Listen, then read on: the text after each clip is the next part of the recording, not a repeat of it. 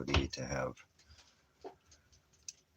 somebody to talk to here, you know, a pretty solitude life, and try to turn this beast system on its head. So ooh, get their home message. Oh, yeah, nothing there. But thank you, Father, for creating this vessel to experience these days that were spoken of, written in the scriptures thousands of years ago, and here we are in these, and do this for you because I have to. You make me. I would do it because I don't have anything else, but that's okay. I just said if I didn't call out to the hearts to seek after me, not one of them would. So I didn't come to you because I want to. You made me, and I'm thankful and give glory to you and edify your word. You are the word, and I'm always thankful for that. And no matter how life gets, how hard it is, I know that you're always there with me, and you won't leave me, and you're the one who's causing all the things, the struggle, the pain. I mean, I have my own life, but you created over here, created all things. So again, I feel an abundance just to know your word, to have a relationship with you, to be able to share you with, get along with, not get along, just don't want to partake in their unfruitful works of darkness. So you'll know them by their fruit. So I haven't always made the right decisions. I still am not going to always make the right decisions. What are you just all excited about there, Bubbin? Just hanging out with no kisses. My boy went to town yesterday. He was a good boy. He hung out with the dad. Yes, he's my boy. Thank you, Father, for this beautiful puppy, for this wonderful guy. Would you stop trying to kiss me now? Knock it off. Stop trying to give me kisses. I'm not going to let you get. Please. Thank you. Keep your tongue in your mouth. He's being silly. No. He's being silly. He's a good boy. So he was a good boy yesterday. He went to town and got a tattoo. Wanted to do that. So they can thank you, Father, for the ability to do that. Make it there safely and back in one piece. Be able to again teach with the tools, the abyss that you give me, the knowledge that you are Aletheia, you are Hokadesh Spirit, you are the Word, you are the knowledge, you are the correction, that mother tree of life, not the literal mother because you are Father, but you're like a mother, the one that would correct you, and you are the Word. That's what corrects us. So thank you for that, Father, because most things are very uncorrect and change. That's perverted, means to it's forward, to change, add, take away, twist, warp, pervert. It all means the same thing. That's why he said the Word became flesh, to not add to his word, not even a single period, a jot or a tittle, not a yod or a pornea thought, not your own. Don't make your own Shem, your own version of the word. He is the Word. If you do that, you'll be the very first that he deals with when he returns. The false tongue teachers, those with the alien dialect. So alien is a word. Father is not an alien. Father is ghost. There's no such thing as a ghost. Father is Hokadesh. That's the word ghost or spirit. So too much perversion of the word. So he warned us of this, and I thank Father for giving me the abundance and time to seek his word so that I can share it and not be prideful because I know or boast, but I have to share the word. So thank you, Father, for that. So many are called, but many enter by the wide gate, and many go to hell. Hell is the word abyss, and that is no knowledge. It's the lack of, the cancellation, the negation. And that is the final resting place. Eternally, no. Well, eternity, welcome to eternity. You're in eternity right now. Time doesn't end. So the flesh dies, but the spirit, Hokodesh, never ends. It never dies. So he said, heaven and earth shall perish, but my word, he is the word, Hokodesh, will never die. So thank you, Father, for that. Thank you for the word, because without the word, I would be nothing, just a meat suit. So one day at a time here. So I'm going to have to call the attorney today.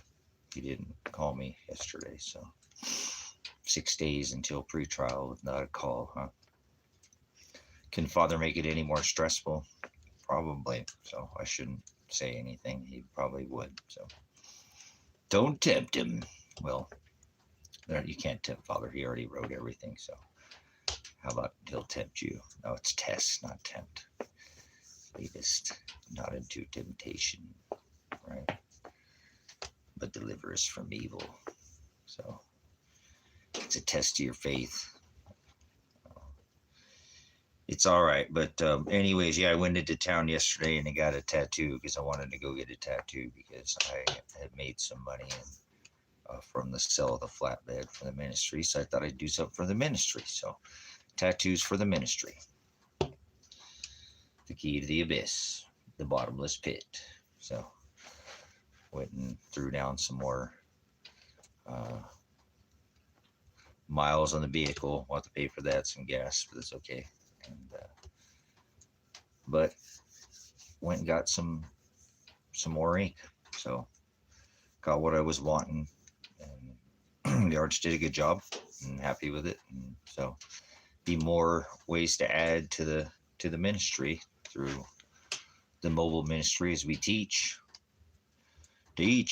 Well, share. Remember, he said, call no man teacher. That's the word prophet, but I'm not a prophet. And I'm not a teacher. I'm just a man that loves the word, that has to share it. So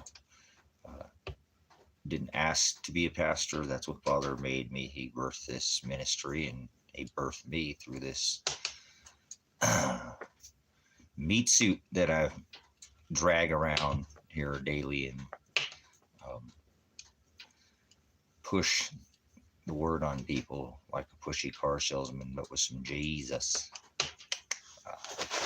No, not that. The true gospel, unchanged. Try to show people to the narrow way. We don't. You're not bringing anybody to Father again. He said, if I didn't call out to the hearts to seek after me, and the heart's continuously filled with wickedness, so it would never stop overflowing. Yeah, he said that not one of us would ever seek him, not since the beginning of time, not one of us ever. He made, because of our sin, because of our flesh, we would go after the flesh and not the word. So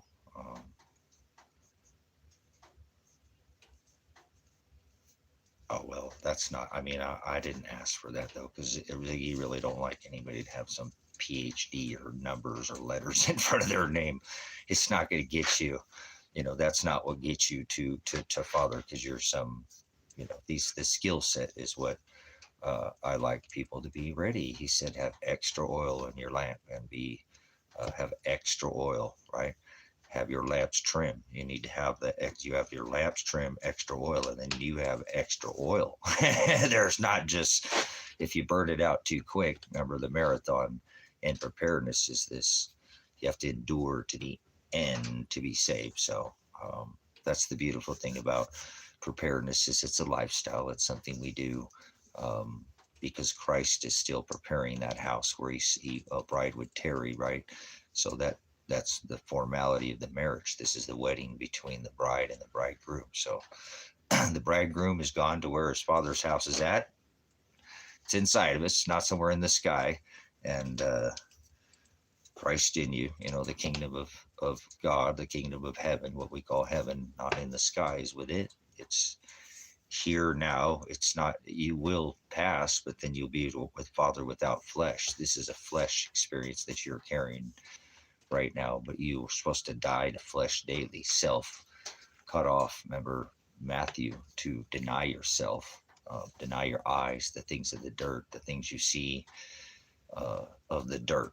Father doesn't want us to love the dirt. He wants us to love the word. So he makes me do these things because I just am a little wore out with the flesh, is a little weak right now. And that's okay because not like physically, I'm strong and have the ability, and still trying to, I have to power out these last days of my life, not trying to feel like crap. So I try not to eat like crap, and I try not to,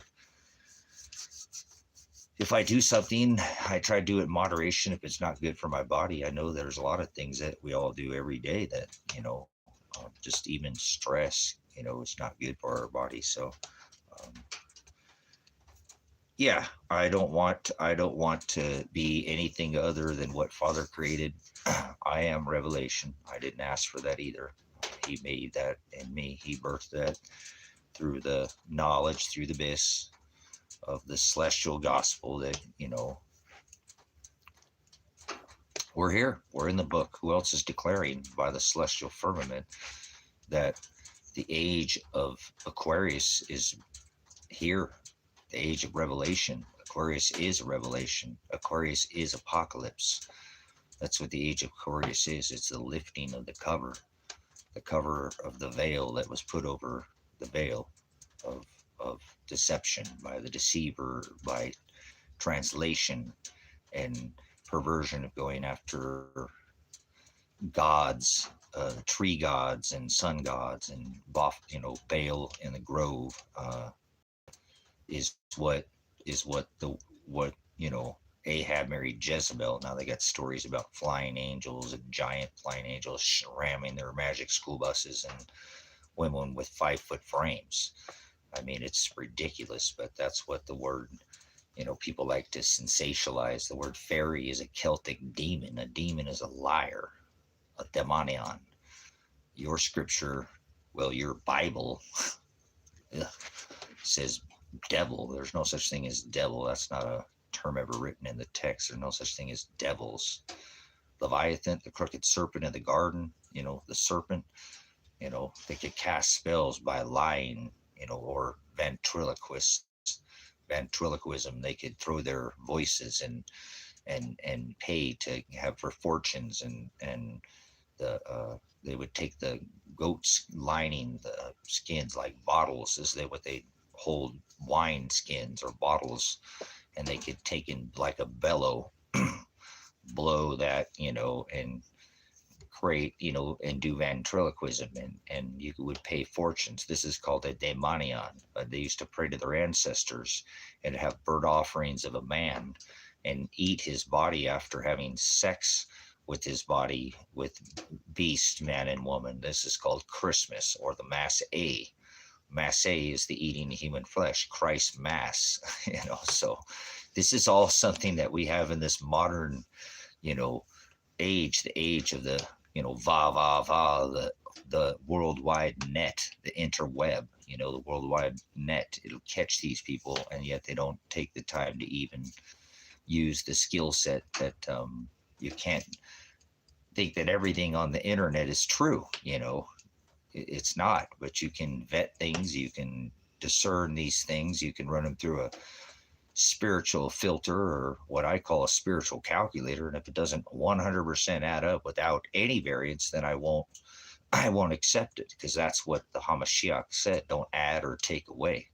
A jot, a tittle, a yo to be a letter. So they're adding words and letters and things like devil and Lucifer and Christ and Lord and Jesus and planet, and none of these words are ever written in the text. These aren't scriptural words, nor are they biblical words. They've been fairy tale. Fairy is a Celtic demon.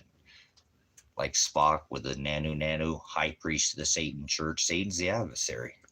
Satan, the adversary. Add a jot, you're a Satanist. Add a tittle, you're a Satanist. You're an antichrist, not the antichrist.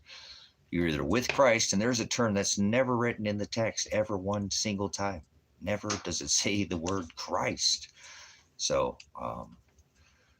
I'm a stickler, attention to detail. So that's why Father birthed me to be who I am, so that I can have this ability to discern.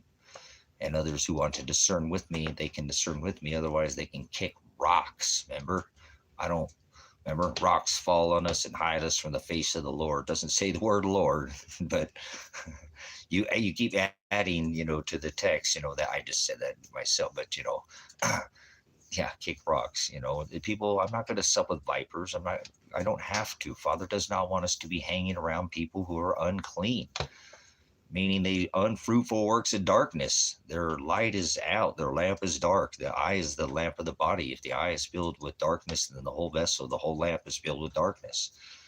If the eye was filled with light, remember, the eye is supposed to be single, These two thieves will steal your crown. Remember, your crown? Oh, hey, we got some more. Yeah, look at there. Your crown. Let no one take it out. But there's a right there. Look at that crown. The crown to the pit, to the abyss. Don't cast your pearls before swine. That's right. He is our treasure. Where do you put your treasure? He's the king. Remember, there's two kings and two crowns. So which crown are you, which crown are you? They put a crown of thorns in his skull, so it went into his skull, into his cranium, not these little baby thorns, big, thick, deep into his skull, call him the king of Israel, right? King of the Jews. They call the Messiah, right? Their Gentile Messiah. My bad, I didn't mean to laugh, but that Gentile Messiah, they call Trump that, the King of Israel and the Gentile Messiah. So, yeah, well, it's got to be single, remember, it's single. It's either filled with light or dark. It can't mix. There's no dim. It's either light or dark. Ziggy, that's not what the word says. The word says the eye is the lamp of the body. If it's filled with light, then the whole vessel, the whole lamp, it's filled with light. If the vessel is filled with darkness, if the eye is filled with darkness, then the whole lamp, the whole vessel. Dark, light, oil, and water, they don't mix, remember? So there is no dim. You got to be on fire, no lukewarm, right? A little leaven leavens the whole lump. He don't want it. Get him out of here. So you're good. Just stay in the light. Keep sharing the light. Know what the light is. It's the hados. Remember, it's the separator. The way to the divide is through the truth. The hados, the aletheia, and the horizo. The way, the truth, and the separator from the dark and the light. And he pulls us to be born from above daily. So this is what we do. Hallelujah. So, yep. So I thought I'd come share some time with you guys here. And I didn't come on last night. I was a little exhausted. That tattoo kicked my ass a little bit, and the guy's like, dude, you're freaking rocking it out. That's kind of some tough spots that you're doing there. But we got her done. We got her licked. So, yeah.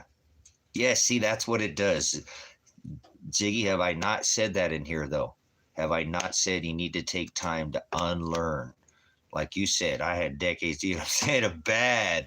So that's why I want to unlearn before I ever filter anything and bring in and try to relearn anything new. Make sure I'm hados, narrowing off the... Good for you. You got it. Hallelujah. Just stay in the word. Stay here. Stay with Brother Jim and his teachings with, all the testament of this gospel, and you'll stay away from his, Christmas teachings, but whatever than that, it's not that Christmas, the actual celestial teachings, what I'm saying? But it's toxic. It is. That's why he said, if you're lukewarm, because a little leaven, remember, it leavens the whole lump, right? That's right. So they both, remember, the cream always rises to the top and lemon's the whole lump. See how that works? Don't be messing with that. Don't even,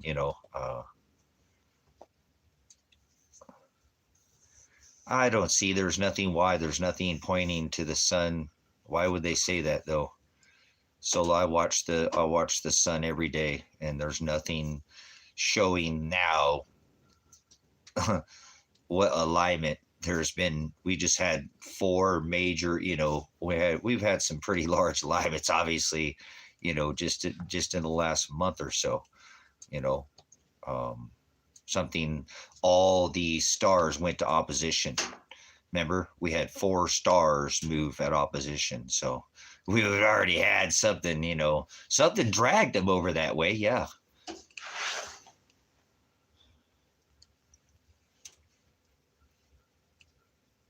That's what always does it. You got to pay attention to Jupiter, man. Jupiter is this king. So remember, it's the king. It's the king star. Remember the king, crown, king. Some work yesterday. Oh, that hand was tough over there. Oh. So, thank you, Father, for helping me get the. I didn't want to sell the flatbed, but whatever. I just figure I'd take some of the money and go do some work for the ministry, right? Take some ministry, take the flatbed and go spend it on some teaching money. So I think it's money well spent. The flatbed could happen to it. It could get stolen. They can't steal my tattoos. So thank you, Father, for the ability to, there's no planet. There's no planets. So there's no planets. So no such thing as a planet.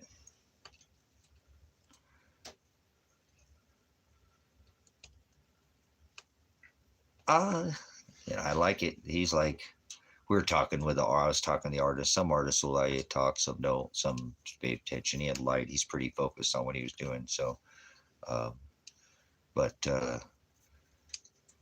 he's only been tattooing for 4 years, but he's in one of the upper studios in the town. He does nice work until his line work is really nice.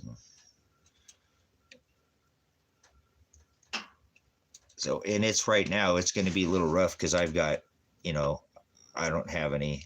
He's like, he told me, he's like, dude, your skin is crazy. He's like, I've only ever seen one other person like this, but yours is like way. He said, I can't get the purple off your skin. I don't know your skin is. Never seen anybody's skin do that before. He's like, man, he kept trying everything he had to get the, that they do an overlay, and he hand drew it to make sure it matched, all the way around my hand. And so I didn't want the key that big, but once he drew it, I'm like, all right, let's bang that thing out. Why not? A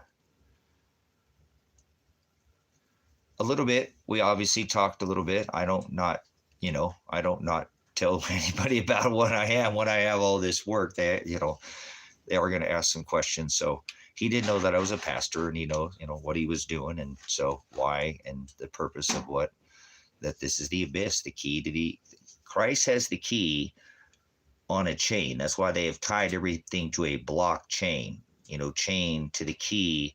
The key to the abyss is no knowledge. The Hamashiach is the one they hung, remember? And he is the one who comes back as the angel or the messenger that gives that key to the angel, and the abyss is opened up.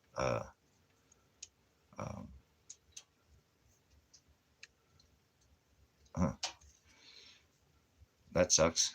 They should do some hunting.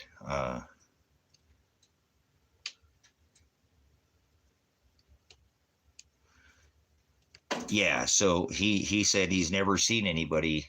He said, I don't know what's up with your skin, because he said too, because if you notice, it's real dark here. All of this, even my knuckles are still, all that purple's in all my knuckles. A little bit swollen right now, but that's okay. You can see they're a little bit swollen, but it's okay.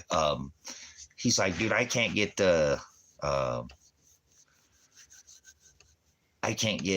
this purple to come off your skin. He was just like everything. He's like, I've never seen anybody's skin do that before, because he had changed it a couple times and wanted it to be, and he just couldn't get it to.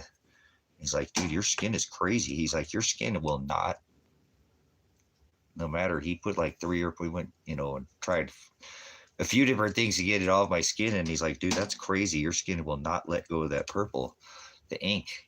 He said, your skin is really different. He's tattooed he said, your skin is just, everybody has skin. He said, but I said, yeah, skin's just a little bit different, and, I mean, I have normal skin, but it does. I'm not the first time I've heard that, because I've heard that, before. I told man, he's like, yeah, I bet, as a tattoo artist, it's like, that's weird. Why wouldn't it? Normally, you wipe it off, it comes off. Somebody's pretty easy, or okay, if that one doesn't work, then that one, this one always works. And it's like, it's not doing anything. Why is it coming off your skin? Like, I don't know. He's like, oh, that's weird, man. He's like, oh, but so we had to talk, about, well, I'm a little bit different in what I do. Well, he has the key to the pit. Remember, Christ is the key. The chain is the chain it's chained. There is a chain that key is on a chain, and he gives that key to the pit.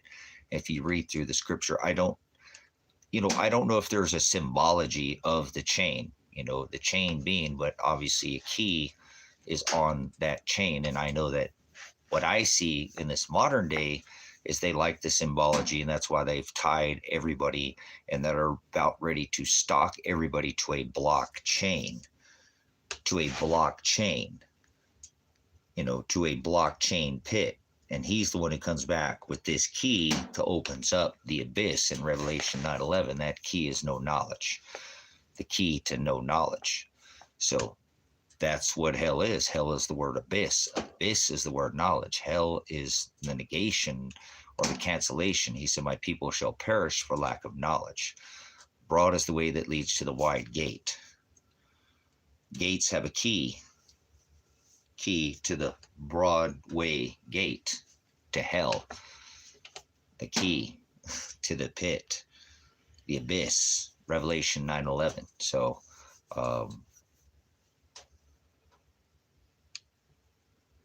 well, I don't know about that, Scott. This Father may be different. How about set apart? We're all supposed to be set apart,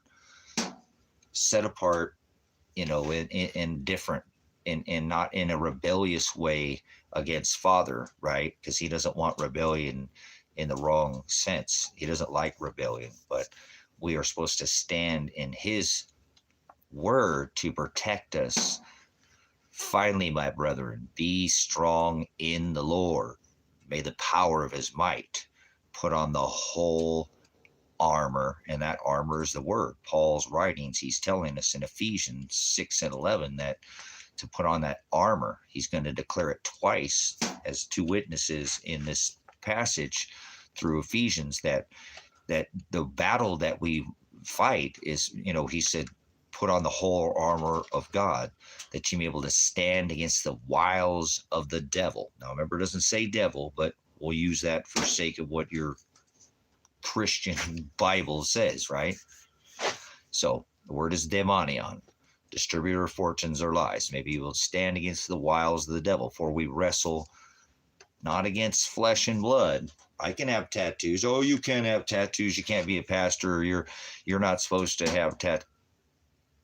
I'm not under the laws of flesh. Remember, the Most High does not dwell in temples made by what? Hands. That the physical has been, he said it was fulfilled when they hung him. Remember, he divorced his bride, called her a whore that day, and because she committed adultery, right? She went after other gods, little g gods, deities, Moloch, tree gods, sun gods. Remember, Ahab marriage, all this made up her own Shem, right? This is exactly what we're doing today in this modern day perversion of the word. Remember, people celebrate this mass of this sun god, who he tells us, wrestle. Remember, they will stand against the wiles of the devil, for we wrestle not against flesh and blood, right? this battle that we're fighting is not this flesh. He fulfilled all the laws of flesh. That's why the people in this modern age aren't going to like us, because they're going to try to put us back under the laws of flesh. And he fulfilled all the rituals, all the feasts, all the fines, celebration. Remember, 2 turtle doves at the altar, the blood sacrifice at Passover, in the spring at the equinox, where you had to have blood put at the post of the head of your doorway, right? Covering your doorway, showing that, you're right, that you had that sacrifice of a lamb. You had to have 2 turtle doves sacrificed at the altar. You had to be circumcised of the flesh, right? These were all flesh under Genesis, Exodus, Leviticus, Numbers, and Deuteronomy. These are all rituals, celebrations, feasts, fines of the Old Testament, and we're not under the laws of the Old Testament.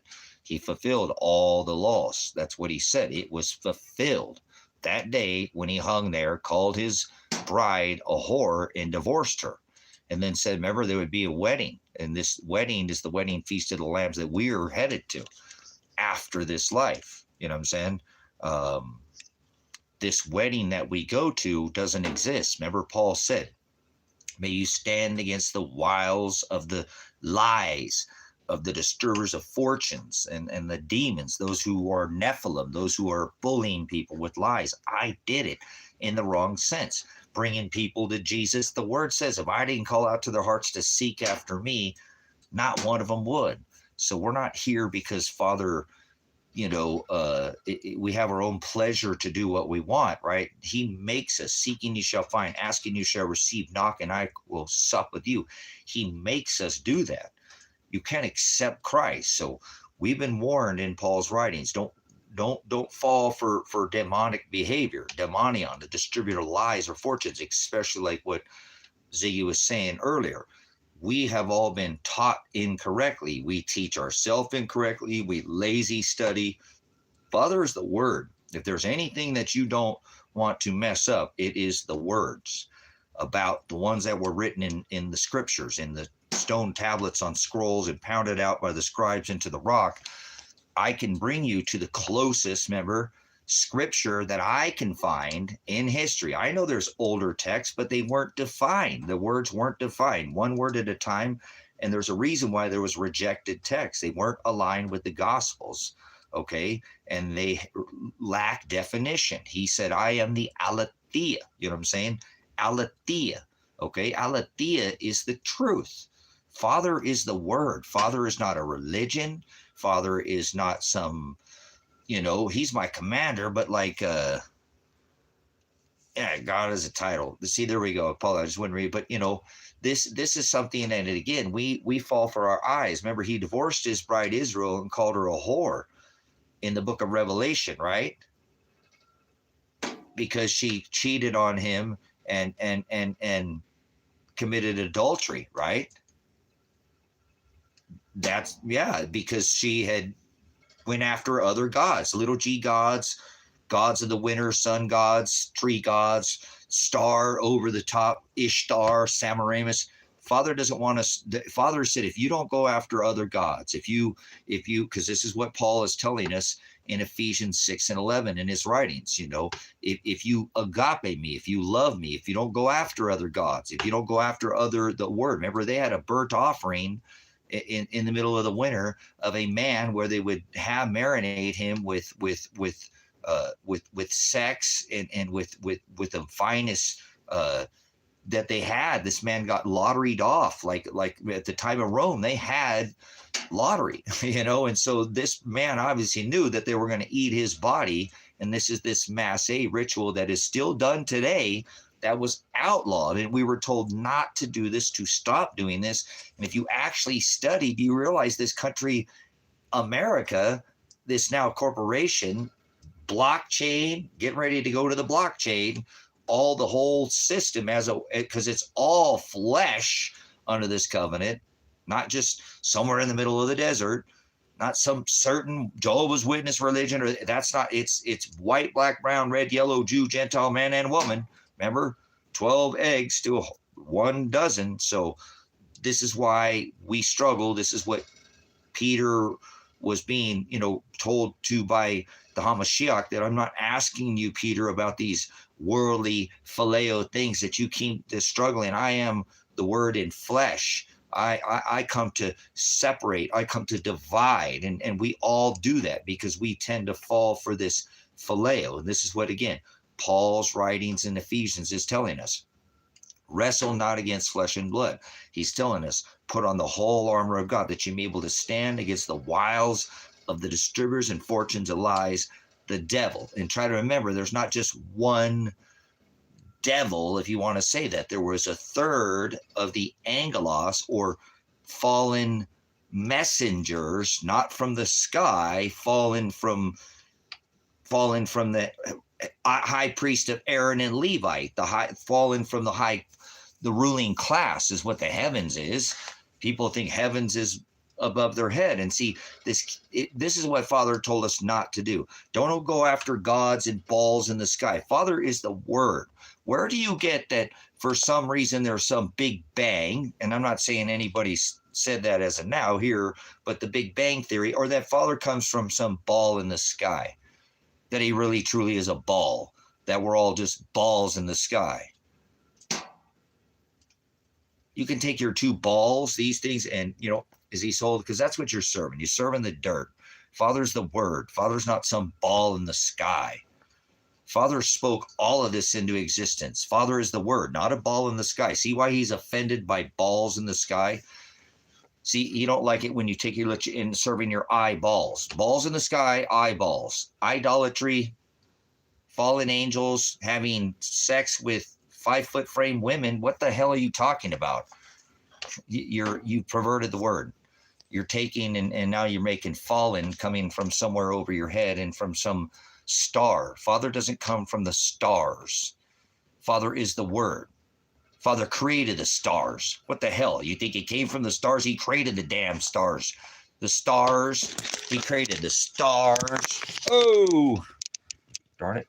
The stars said there would be signs in the stars, sun, and moon, right? Stars, sun, and moon. Where does it say planet? Father didn't create any planets. How many people on this rock think they live on a planet? Live in a world full of ding-dong ho-hos on a circle. Remember little chocolate-filled puff cream pies? That's all they are. Puff the magic dragon. I don't know what they're puffing on.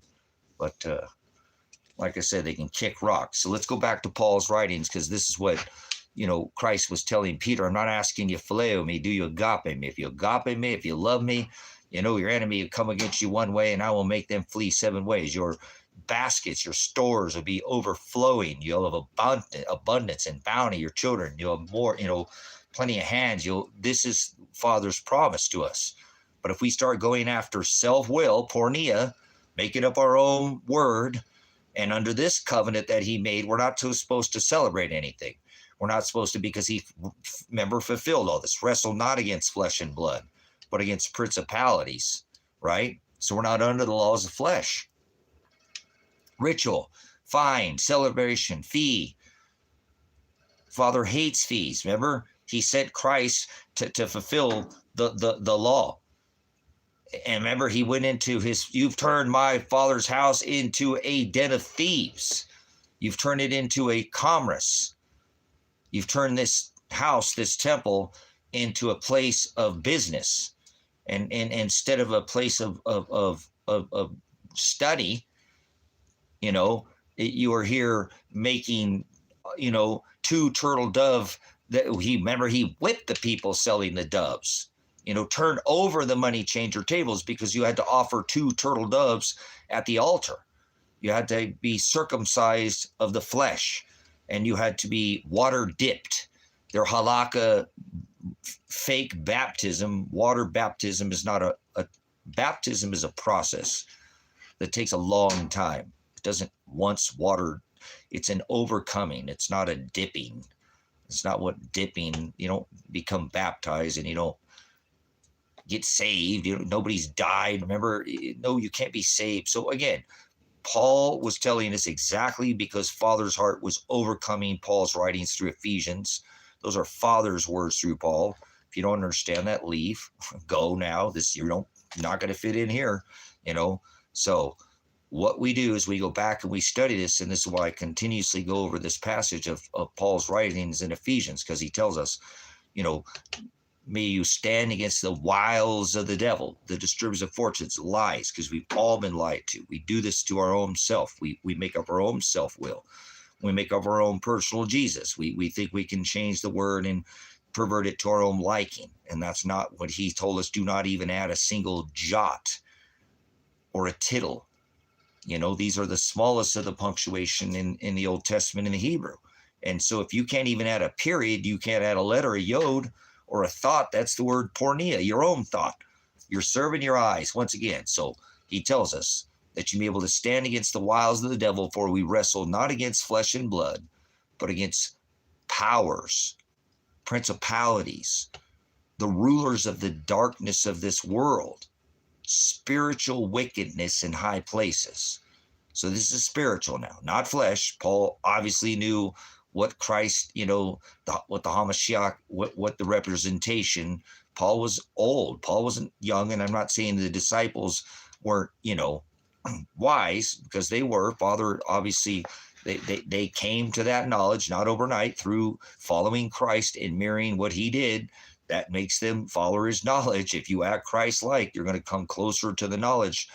Knowledge is the word. You'll be able to share things without picking up the scriptures, and it doesn't mean you're better than anybody, without, you know, and going over some of these passages. And it doesn't make you some kind of perfect saint, because a saint is a servant, because you can quote any of the scriptures. You can actually quote everything in the scripture and quote every verse there. But if you're not a living testament of Christ, if you're not a living revelation, remember, if you're not like the apostles, like Paul, when he tells us, you know, wrestle not against flesh and blood, but against principalities, powers, the spiritual wickedness in high places. Wherefore I say unto you, and he says it again, put on the whole armor of God. He's talking about this word that, you know, this is the protection that's going to protect us, so that when we go out into this world and we're different than everybody, this is what we're here to do. We're here to suffer for the sake of Father, for the sake of Christ in flesh,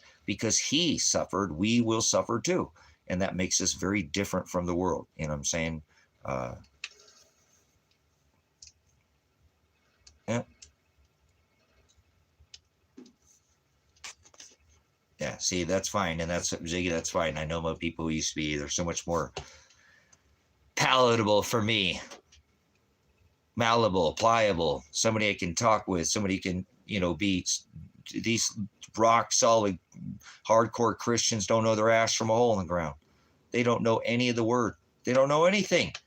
When I sit down and try to have some kind of discussion with them, like I've told you before, my son came to me at, you know, 9 or 10 or 11 years old or something like that, and said, Dad, atheists know more than Christians. Why? Son, because they're hiding behind a badge.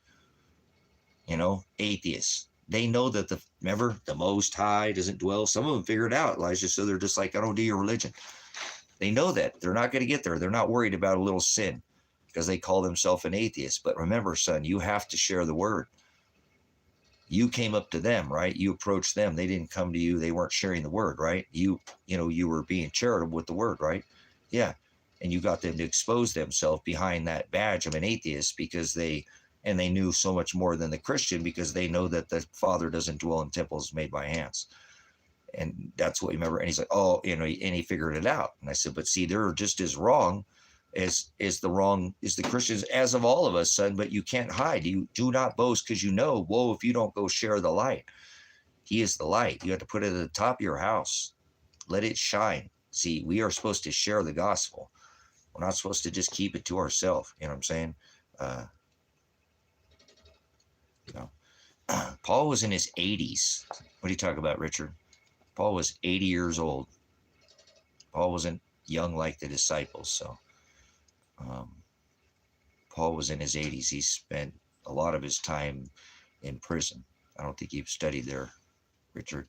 Paul wasn't a young apostle like Peter and Mark or even Christ himself. Paul was in his 80s. Paul wasn't 20 to 33 years old. So that's where do you get that information from? That's incorrect. Paul was actually the only disciple that was in his, an older man. He was remember, he was a Pharisee, and he worked for the church, killing Christians for a living. You've never studied Paul, have you? So, anyways, yes. Hold on, I'm going to go get. I have one last piece of pizza that I got to beat yesterday. We got a piece of pizza. Excuse me, Mr. Pitts.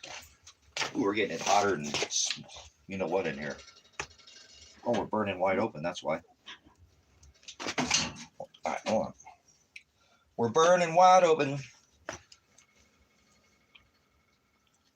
Yeah, I only have one little slice left, but oh, look like a face. How come everything we look like a face? Pizza face. Hi, I'm Pizza Face. You like my Groucho Marx eyebrows? Why do we make faces out of everything? See how our mind works like that? You see the pizza face? He's even smiling at you with his nose, and that's our brain works like that. So, all right.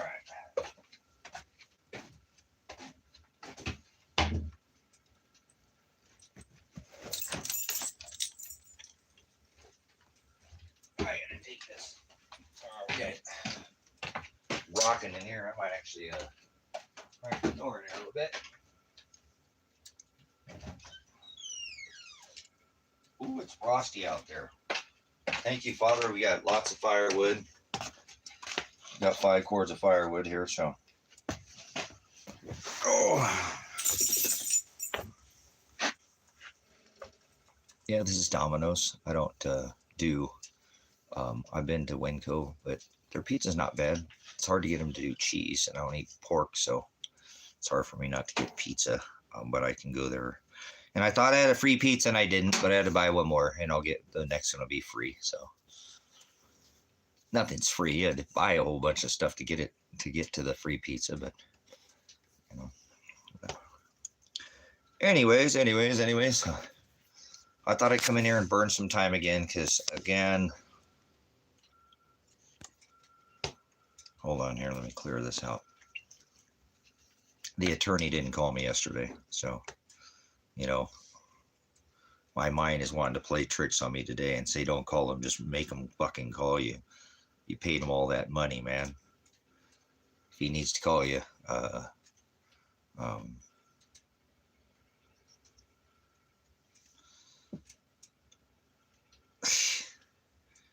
don't know. I'm 6 days away from the pre-trial, man. So I'm going to call him today. I have to call him, But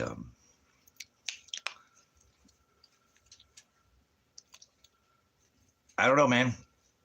I've done everything I could do in this case. Here I am 6 days away from pre-trial. My attorney, who's paid, won't even call me. I don't know what the hell is going on here, but oh my goodness.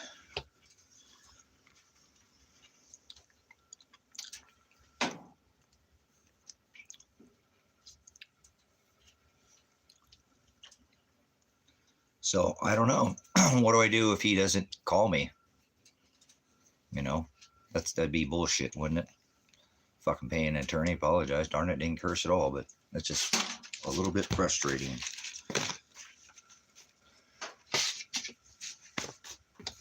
So that I never would have written, you know what I'm saying?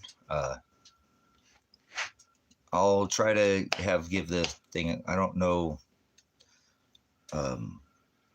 Kevin's not here right now, so I'm pretty sure he'll be back for my trial, but I'll just give my phone to Kevin. I already talked to him. I'm going to try to keep the ministry going. So I'm going to probably need to sell some more stuff. I went and bought a tattoo yesterday just because I haven't, I don't do many things for myself, and I really didn't do it for myself. I did it for the ministry so I can more understanding of what's going on here. So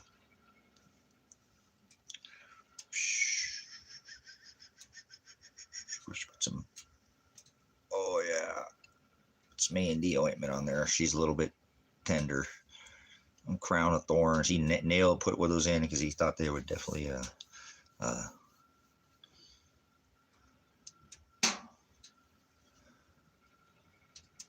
No, I don't think so. Normally, I don't think it works like that, Ross. Brother Ross, I think they arrest you right there. You arrest you, go right to the back.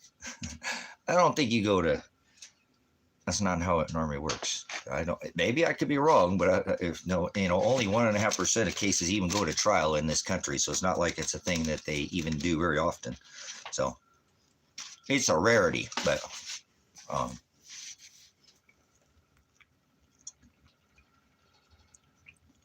well, no, it's just something. I took money from the flatbed for the ministry and gave it to the ministry, to teach with. So, but he did a good job, a nice job. Well, a lot of detail. We got a little slimy on it still, like I said, so keeping the Andy on it. So it'll heal in. It'll lighten up just a little bit. Like I said, it's got a lot of detail on that key too. So I like his work. Did a good job.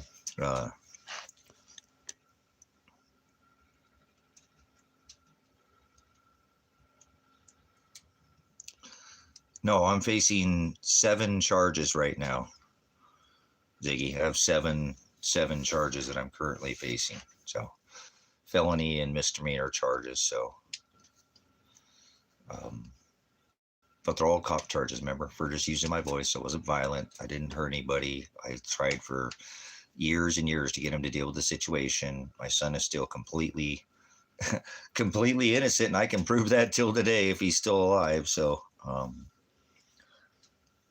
I don't know. I'll cross that bridge when I get there. It's getting kind of a little, I don't know why Father does this shit to me. It's just so hard to sit there and be 6 days away and paid all that money and giving away all that gold and silver. And I don't care about the precious metals. Remember, it's probably what got my son killed to begin with. And so I'm really didn't really like owning precious metals before, but, and actually, I bought an ounce of silver yesterday, too. I did. I bought an ounce of silver because I had to sell my gold Perth bar. My gold Perth bar would be worth, over 4,000. I sold it for like 3, And so I said, oh, well, this is a Scottsdale, so it's not a Perth bar. So that's a far cry from a ounce of gold. But I was like, well, whatever. And I never thought I'd buy. I paid $53 for it. So.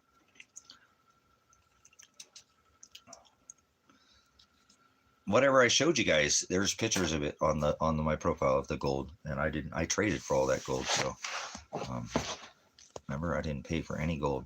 I worked for every bit of it by these hands.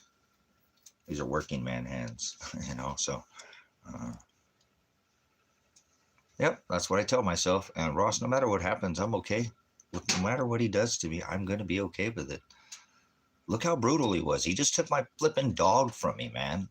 He couldn't have waited until after I went to jail to take my dog, or after I didn't go to jail to take my dog. He had to stress me out right before my freaking pretrial, and then look, what I'm saying? So, but I'm all right with it because I know he's doing it, and he's perfect when he does it. And I'm weak in the flesh, and I don't quite see his equator on the other side. He has a justification for it. Maybe it's to test the people he's testing, the orgay, right?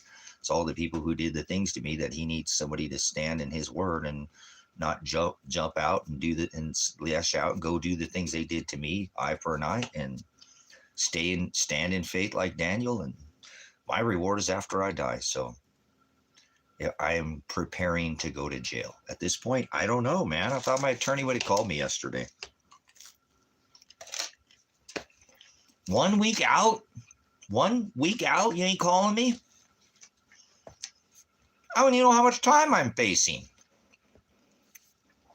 I don't have any idea what's going on. And I'd be going to a trial where on the 6th Amendment, I have the right to call witness in my favor. My son and daughter were in the car that day. I have the right to call them to my trial. How the hell do I go to a trial where I have the right to say, son, I didn't force you to stop that car, right? I didn't physically stop you, right? I have the right to cross-examine. That's the 6th Amendment. Discovery, call witness. I have the right to call my daughter and son to court that day. summons them. They were in the car. That's why I'm facing these charges. It's just for that day. It's just that day because I told Elijah, don't stop the car. That's what Adriana did, and they dropped her chain charges 14 months ago. And God is still holding these charges against me. Making them, they already dropped his charges for the same thing. I didn't need all the flipping gold or silver. For Christ's sake, I mean, what the fuck, man? It was unnecessary. They would have dropped it. I never would have got the additional fucking charges, man. Just asking them to do their job. That's why I got more charges. Hindering prosecution, interfering with a peace officer was that day. Then I got charges for harassing and menacing the police because after a year, they weren't looking for my son or trying to look into none of it. Nothing was going on, and I knew something was wrong. My son didn't show up to his trial. I told him to do their flipping job. That I had evidence that a cop was going on other people's property and harassing them and going in their houses and not doing his job. And then he turns around and files charges against me. So, I don't fucking care, dude. I don't care.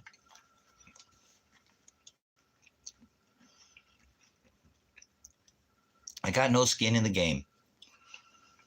I'm preparing to go to jail. How about that? Want to help me out? Put some money in my books or something? I've got all my land payments paid. You know, I have a bit. Otherwise, it's because I've spent money for a tattoo. I don't need any more money then. I'll be fine. I'm leaving here with no fucking gas money. Actually, I don't even know what I'm doing at this point. Remember, I'm not making any plans. Father's got it already written for me.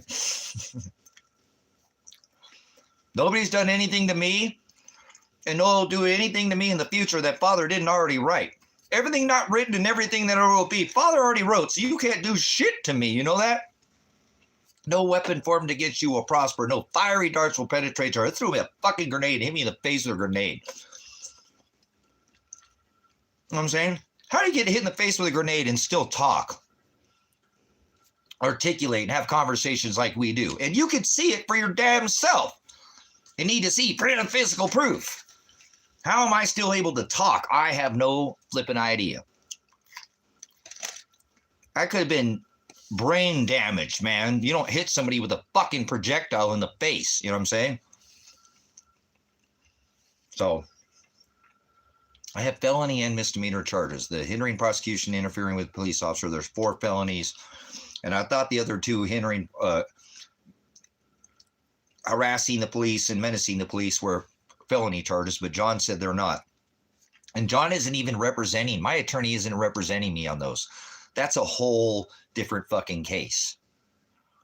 Yeah, the harassing and menacing the police, even though I have fucking the evidence discovery, they're out there running over my fucking property again.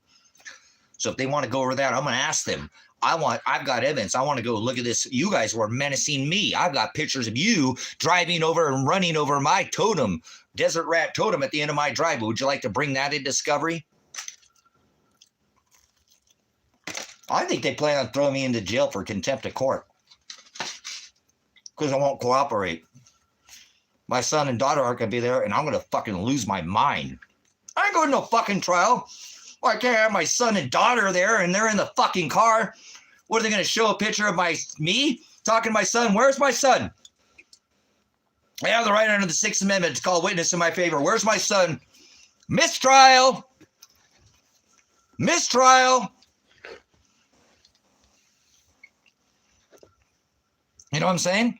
Where's my daughter? You dropped her charges for the same thing you're charging me. You said you heard her in the video tell my son not to stop the car. And 14 months ago, you dismissed her charges of hindering prosecution and interfering with a peace officer for telling Elijah not to stop the car. Or right, and that's what I'm being charged with. 14 months later, the same thing, and you haven't dropped my charges. So, you know, what a bunch of fucking stupid ass shit. Then it's 6 days out, and the attorney's not even calling me. I have a fucking trial in 13 days. Under 2 weeks, I have a trial, and he has not called me to prepare me for trial. I mean, I have given this man for my son. Originally, you know, I just got all this money back from the paperwork that they just took $25,000 more from me for Elijah's bill that I fucking paid for Elijah's bill. I don't know where they're getting this money from, but they must have. I don't know how they're doing this. But they just took another $25,000. I think they're doing it to fuck with me. Trying to get me pissed off right before a trial, get me to do some snap. And I'm not. I don't care about the money. But that's another fucking $25,000. I just gave John tens of thousands of dollars to represent me in this case, and he isn't even fucking calling me. Not even getting me ready for a trial. Not getting me ready for shit. And he says it's only be a one-day trial, and he can beat it. You know what I'm saying? Well, I can call my attorney. Why don't you fucking call him for me or something? I'll call him when I'm fucking ready. I'll call him when Father tells me to do him. Why do you fucking ask me the question? I would call him. He's supposed to call me, jack off. Come on, Joe. Fuck! See ya, Joe. Seriously. I'm gonna fucking lose it. Fuck off, Joe. You give somebody tens of thousands of dollars supposed to fucking call you. Fuck you, Joe. Fucking Biden. I'm fucking losing it, man. Seriously, this is bullshit. Fuck, come in here and, why don't you call your attorney? Fuck off. When you give somebody money, they call and update you, get ready for a fucking trial. They look for your fucking son. They hire their goddamn private investigator. You know what I'm saying? So, fuck you, Joe. Fucking leaving this situation. I already said I fucking would. God damn. And he was in the room, too. He didn't even fucking hear me, huh? Goddamn selective hearing. So anyways, moving to a different subject, to a completely unrelated subject. You ever seen that blogger? He does that. I think he's on TikTok. He's got a pretty good hairdo there, but on a completely unrelated subject. So,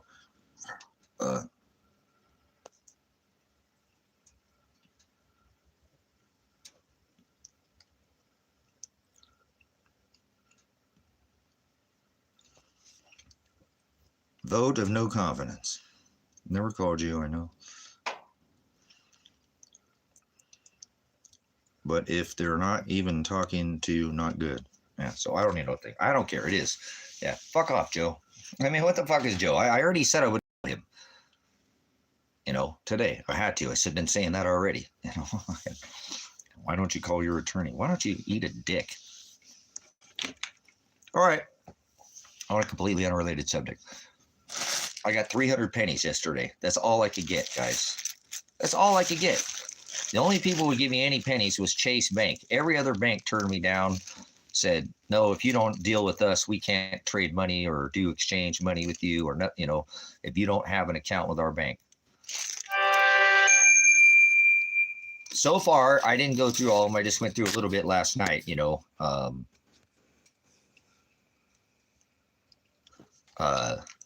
And pulled out the ones that I thought, but no banks would give me any. And a lot of them had, you know, the lady at Chase Bank or said if I had an account there, you know, you might get more taking it to a scrapyard, homie. You know what you're talking about. All right, get out of here. And I'm not your homie, so. Move on in the conversation. This ain't about fucking scrap, man. Seriously, I appreciate the conversation, but that's a fucking stupid thing to say. So far, I got 16, which is really strange because remember, I got, you know, $2 and I got about 20. You know what I'm saying? But I picked 16 out, and then I got 4 wheat pennies. Because I thought maybe at first that they looked a lot like somebody had already come in there and rolled them. And, you know, I had the rolls. They were a hand. They weren't like a Loomis roll or a, you know, somebody had done them. They were loose rolled. But when I flipped them out, I said, yeah, there's some ones in there. I said, okay, because at first I'm like, it looks awful. You know what I'm saying? But I ended up getting 4 wheat pennies, guys. 4 wheat pennies. You know what I'm saying? Which was odd. How the hell did I get 4 wheat pennies? And then, but I did get 20 would be total. Now I haven't gone through this, and I'm going to put these on a scale, and I'm sure I'll probably get 2 or 3 more in here. that are lighter colored. They're just not that dark, you know what I'm saying? Dark color. Does that make sense? I mean, there are some but they generally have like, for example, this is the jar of copper pennies. See that? These are all copper pennies. This is the jar of non-copper pennies. See, they all kind of have that. Not all of them, but you definitely don't get that. You know, there's a definite tint to some of the older pennies. So, Jesus loves you. Jesus is Satan and loves the word agape. So, I got $3 worth is all I could get. But I bet you if I went through here, we'd probably find 2 or 3 more. So out of 30, but I thought that was rather strange to get 4 wheat pennies. You know, 4 wheat pennies in the roll, because I'm like, man, somebody already turned these in. Then I saw that wheat penny, I'm like, bam. And I almost could tell those wheat pennies were in there. Once I saw, I was like, man, I feel like there's another one in here. There's got to be another one in here. And then I found that 4th one, and I'm like, yeah, I don't think there's any more. So there could be another one in this bag, because I didn't go through it. I just picked, I was tired, and, you know, I got drilled on last night. So I was going to come in here, but anyway, so there's still some in here. There might be another 1 or 2. So out there while I was in town trying to scope out some more pennies. So I think I'm keeping these guys. I think I'm going to keep the pennies, the zinc ones, and not even get rid of them at this point. Because I think I'm going to either use them for a backsplash, you know, or I'm going to put them in the cabins, and I want to use these for flooring. These make excellent flooring. You know, they look gorgeous when you do the floors with these pennies, and they're not going to be able, that's what I went in there with. I told you, tried to do, I'm doing a backsplash. Place, oh, cool, you know. So she didn't even, she was from Portugal or something like that, but she was a nice lady, and she gave, I can only give you $3, sir. You know, I mean, I that's all. She had to wait for 25 minutes to get those $3 worth of pennies too. 25 minutes I had to wait for some lady, and she came out and she gave me. She was super nice too. That lady who gave me, she was super nice about it. So I think they're going to be worth just having to do, like, you know, for doing, I want to do that one wall in the cabin with them. So that might be enough to do that one wall. So I think that's what I'm going to do on that one unfinished wall in the Rusty Dragon. I'm going to have to put another layer up of, you know, because just right now there's just the 3 layers of insulation, but I'll put up some hardy back or some kind of something for the pennies to stick to, that I can glue the pennies to. And then, I think I want that one cell filled with pennies, you know, up against the wall. It'll look nice. I think it'll look good. And I'll find somewhere else to do them too. You know what I'm saying? Just to add a little accent, you know what I'm saying? Accent to the, maybe I'll do them in the kitchen across the back wall or something, you know, border or something. I'll do, maybe I'll do the corner trim. Maybe I'll do the corner trim in pennies. You know, I'll glue them to the wood corner trim and make my corner trims in those 2 back walls, you know, of the back, or in the one, you know, in the back of the back. Well, that one's going to be the bathroom, so that wouldn't matter. But maybe the one wall over there, you know, somewhere like that, something to use them for. So I don't think I'm gonna get rid of pennies now ever. I don't think they're, you know, like I said, and they might even have some value, because if they need them again, they might call them back into circulation, something, you know what I'm saying, and say, hey, we need you to.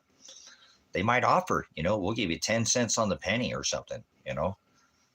Come into our new system? No, thanks. We'll just keep them, you know. But there was that store that offered 2 to 1, 2 pennies to the 2, you know, so $2 to every dollar you spent, that had 200 chains. They brought in 100 million pennies. So, no success, guys. I think the old penny, no, I'm not saying that you can't get pennies, because there's lots of ways to steal, probably, if you really think about it. Like I've been thinking about asking people to pay for pennies. Just pay me in pennies, you know. Maybe I'll give you I don't know if I could do 2 for 1 or something like that, but is it worth getting the copper? Would they bring you a bunch of mix? But I can't really sell much stuff online right now. I haven't even sold anything in months online, but I'll only be able to sell things offline that I have listed online. But yeah, maybe maybe like I said, I'll offer in the future, see if anybody uh, will give me, because I've done that before. I've gotten hordes of food in the past. I used to trade for canned foods.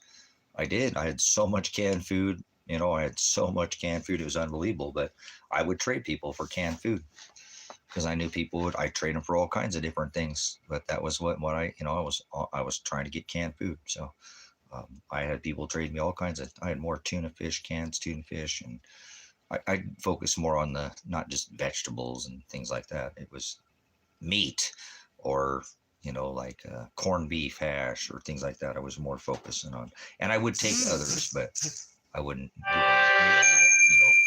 it was after the meat. The canned meat is what I was normally after. What the hell? We get more. What do we got going here? Let me guess. Oh,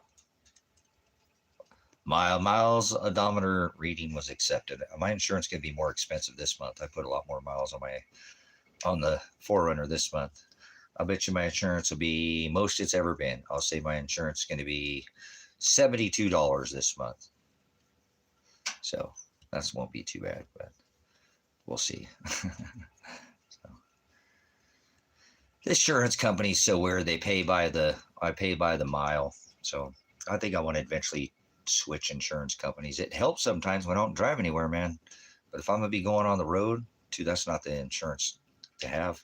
You know what I'm saying? I'll have to definitely change my insurance. But I don't know. It's 3 cents a mile or something like that. I don't know what it is.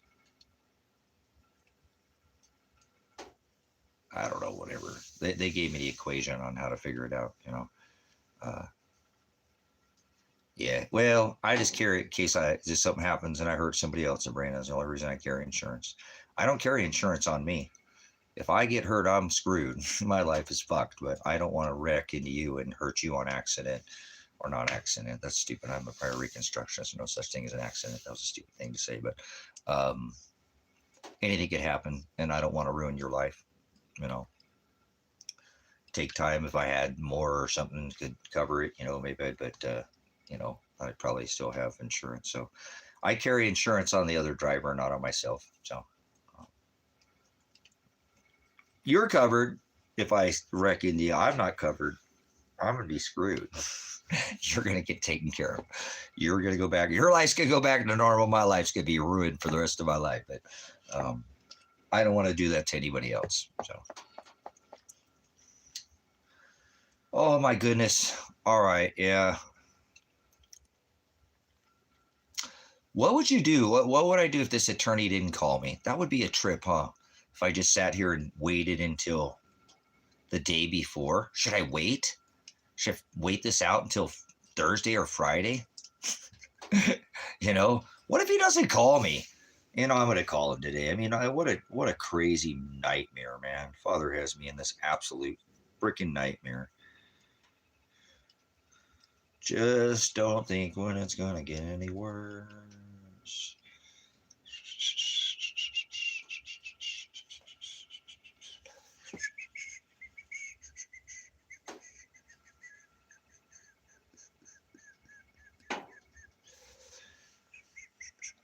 Oh, these were yummy in the folds here.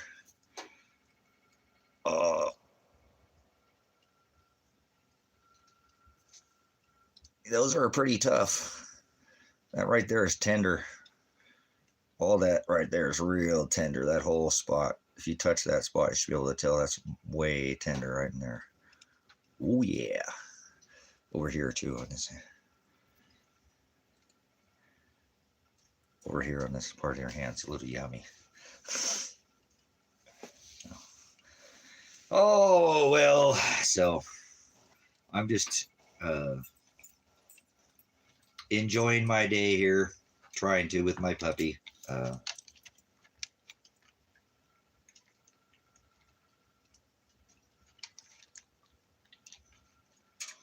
Yeah, it's not the worst, but it sounds like I said. He's like, He even said, "You're liking this, aren't you?" I said, "Yeah, I was waiting for this. It's been a while since I had a tattoo." He's like, "You like this? I can tell." I'm like, "Yeah, it's a feel good kind of thing." He's like, because when he got in there, he's like, "Are you all right?" He's like, "Is he doing okay? Has anybody moved on anything?" He's like, "Yeah, that feels yummy." He's like, "Yummy, huh?" I was like, "Okay." He's like, "Okay." I was like, "Oh, okay. Yeah, it's okay. Keep going. Don't stop. Keep going." So, yeah, it's not that bad. That's a very tolerable pain. Tattoo pain is not definitely the worst. So it's just a little annoying, if anything. And if you have any kind of, I don't get annoyed at nails on a chalkboard. I get annoyed when I say I'm going to call my attorney and somebody's in the room and then they say, "Are you going to call your attorney?" No. What the hell, man? You don't even hear what I'm saying. Oh, so,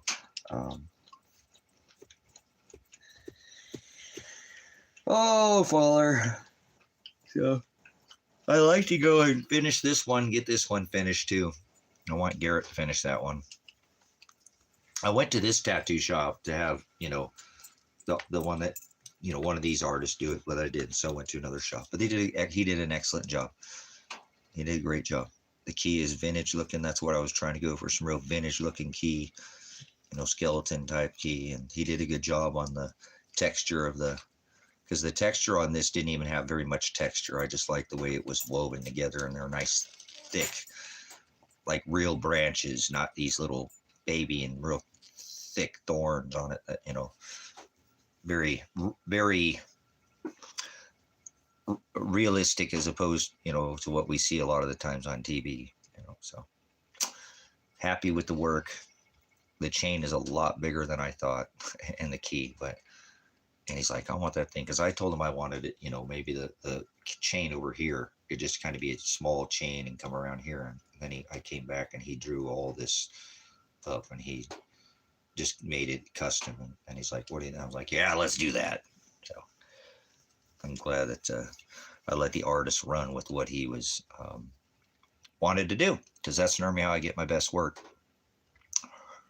Let the artist do the work that he feels like will feel, because it was a custom piece. I took something that I liked the idea, and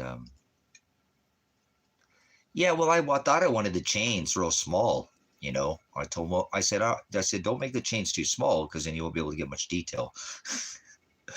But that's the right chain, and I was thinking smaller, but it's only because it's blockchain, Bitcoin, I was thinking smaller chain, but that's fine. It's in art. Sometimes you need to express yourself with shadows that aren't even there to express value. Seriously, I know that sounds crazy, but in art, you would put a shadow where there wouldn't be, and it would pull off to the eye something you would just or a darker shade. So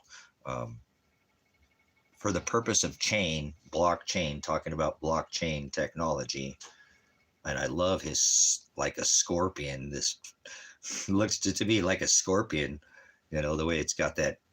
I'm a Scorpizzo. See that? Look just like a scorpion tail to me. Yeah, I loved it when I saw it, and I was like, "Ooh, that's excellent." Yeah. I saw that wrap. I'm like, "Dude, how did you pull that off?" Like a damn scorpion tail. Look at that. What do you think? You see that? They always have that, So. Yeah, I saw it. I was like, "Dude, that looks good." And he wanted to put it over a little bit further here, but I liked where he had it, because he centered it, right down the middle of my hand, where this wasn't, this wasn't as far, because that was a little touchy over there on your hand. But once that heals too, because like I said, I just got it done, so there's still some of the outer skin. Well, I heal pretty quickly. This one's not that old here too.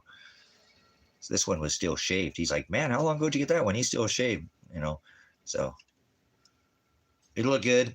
Once it all, like I said, I'm gonna probably do some kind of sky right above here. I want to do more chemtrails. I have another chemtrail tattoo back here, but I want to do a whole sky like checkerboarded. I only did just the one through the sky. I want to do the, I thought about maybe doing it over here too.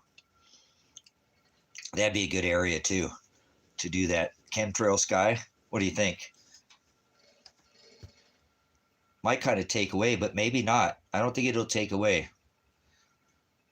If I did this all in a sky, since he did this blue like this, if I did this like sky with these are like clouds up here on my knuckles, different striping. Yeah, that might take away from it, huh? That's why I think I want to do it right here. That way when it's, my arms is like this, it'll be right, right in here. All that will give him a lot of room to make clouds and, and then up here, the rest of it, and that guy said he would do it, there, all this is going to be the 4 horsemen of Revelation, the 4 riders. These are all going to be the 4 riders of Revelation. And then there will be a white horse in the background, because there is two riders on white horses in the book of Revelation. So,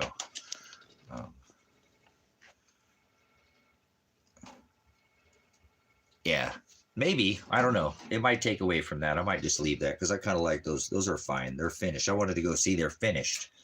See what I'm saying? It's finished. It has that same look now. He wanted to put black. Oh, he had shadowing all around this. He was going to spend more time. He had all this shadowed. All of this had shadows around it. You know what I'm saying?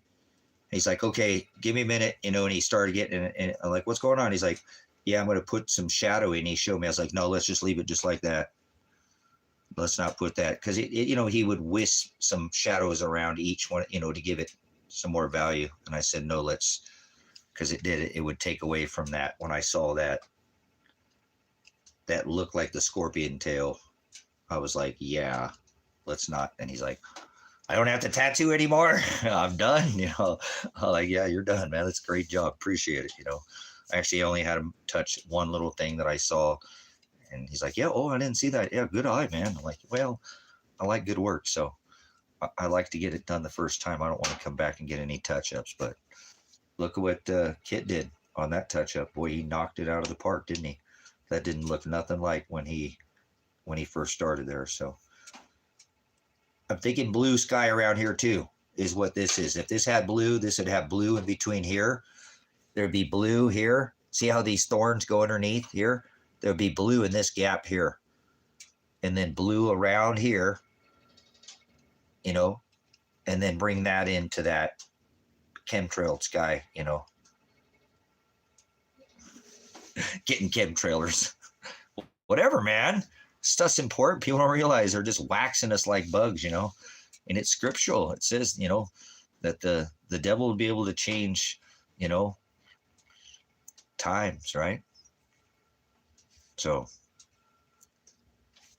doing it with the weather weapons, spraying us like bugs. Raid! Oh man, I gotta go open this door again. Yeah, I need some more. I need some more color in this arm here. It'll bring a little more color, and it'll just, I think overall it'll, because I have a lot of blue back here. This whole back of this arm is blue. See what I'm saying? All that's blue. Look, that's all daytime. Daytime. I forgot about that right there. That water wave. That's an old. These are old. There's an old tattoo there. These are old tattoos. This is lionfish. Lionfish, get it? Lion, Pisces, lionfish. The lion from the tribe of Judah, Pisces, lionfish. That's an actual picture of my lionfish that I had in Alaska. Actual picture of my lionfish. Come on, light, get on it. There you go. The other day we couldn't see it when I was in there. Picture of a lionfish that I had in Alaska.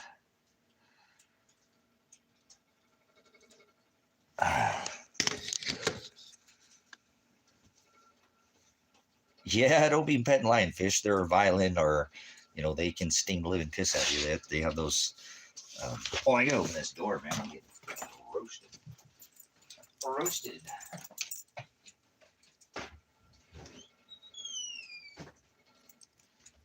Oh, it's still frosty out here, for crying out loud.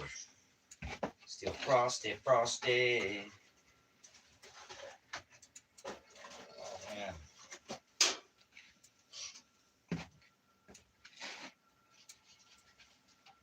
Oh.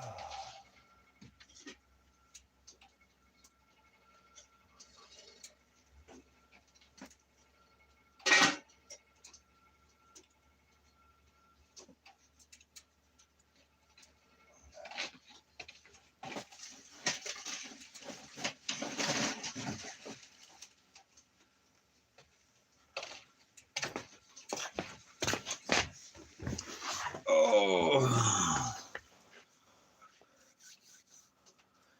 Yeah, it's super frosty out there today. Everything's still frosted over. What time is it? 8:27.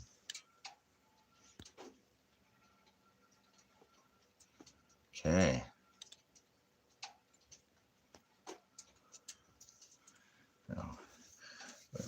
Yeah, I figure, like I said, I'm gonna have to call that attorney today. I don't think I want to wait any longer, 6 fucking days out. And I think that's rather disappointing that I have to call him, that he hasn't updated me with any kind of information, because I did ask him to, I needed to expedite this because of the Elijah situation and Adriana, but it doesn't seem to matter. So I've tried to be as patient as I could possibly be here, and I think I think I've shown patience. 18 months for the system to do what it's supposed to do, and it's not done anything. And then hiring an attorney, he doesn't do anything.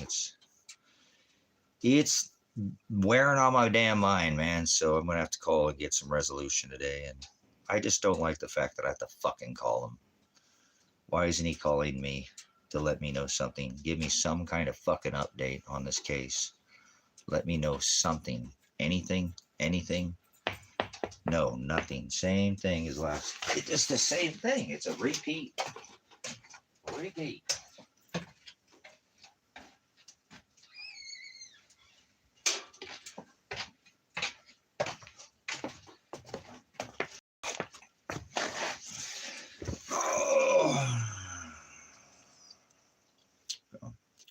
I think his office opens up about 10 or something, so I'll probably call then. Got a couple more hours, I think, before he opens up.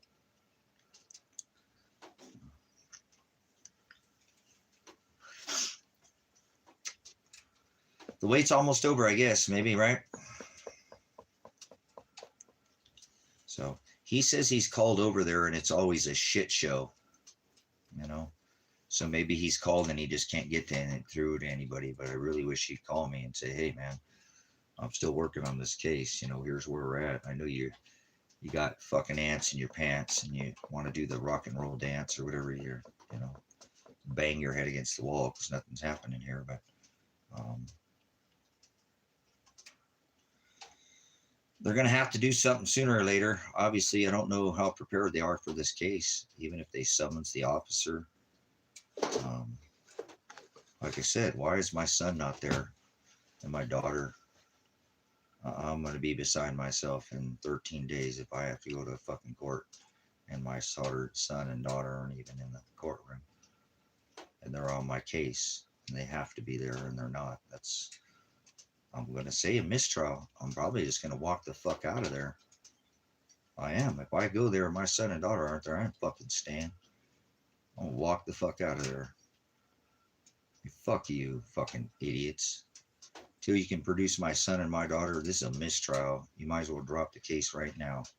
So if they arrest me, they fucking arrest me. But if I show up to a court date on December 2nd with no son and daughter there, I am not going to fucking let them take me to court. Why the fuck would I do that? That's already a mistrial. I'll let them start the case and I'll get up and walk out. And I'll say it's a mistrial. My son and daughter aren't here and I have my 6th Amendment right under discovery to call witness in my favor. So then they'll probably fucking bailiff will try to arrest me or something. So whatever, man, I'm going to face whatever Father has written for me. I know that. I just know that this is wearing on me and taxing me to no end. I'm already stressed. Losing my dog has just got me kind of in a just kind of floating out there because I don't have this attachment, you know, because he was such a huge part of this part of my life for almost 13 years. So it was a really hard time to have him taken from me. So I've just been a little out of it since then. I mean, I'm here, I just like don't feel like, you know, it's in God's hands. I have to let him do everything. I can't do anything because he just does whatever he wants with me. I can't. I mean, there's some things I can do, but in this case, I've been able to do anything, you know. So I don't know why I would have to call him. So, I mean, what would happen if I didn't call him? Would he just not call me? I mean, I don't fucking understand what Father's doing right now at all. And I don't want to begin. I just know I have a certain,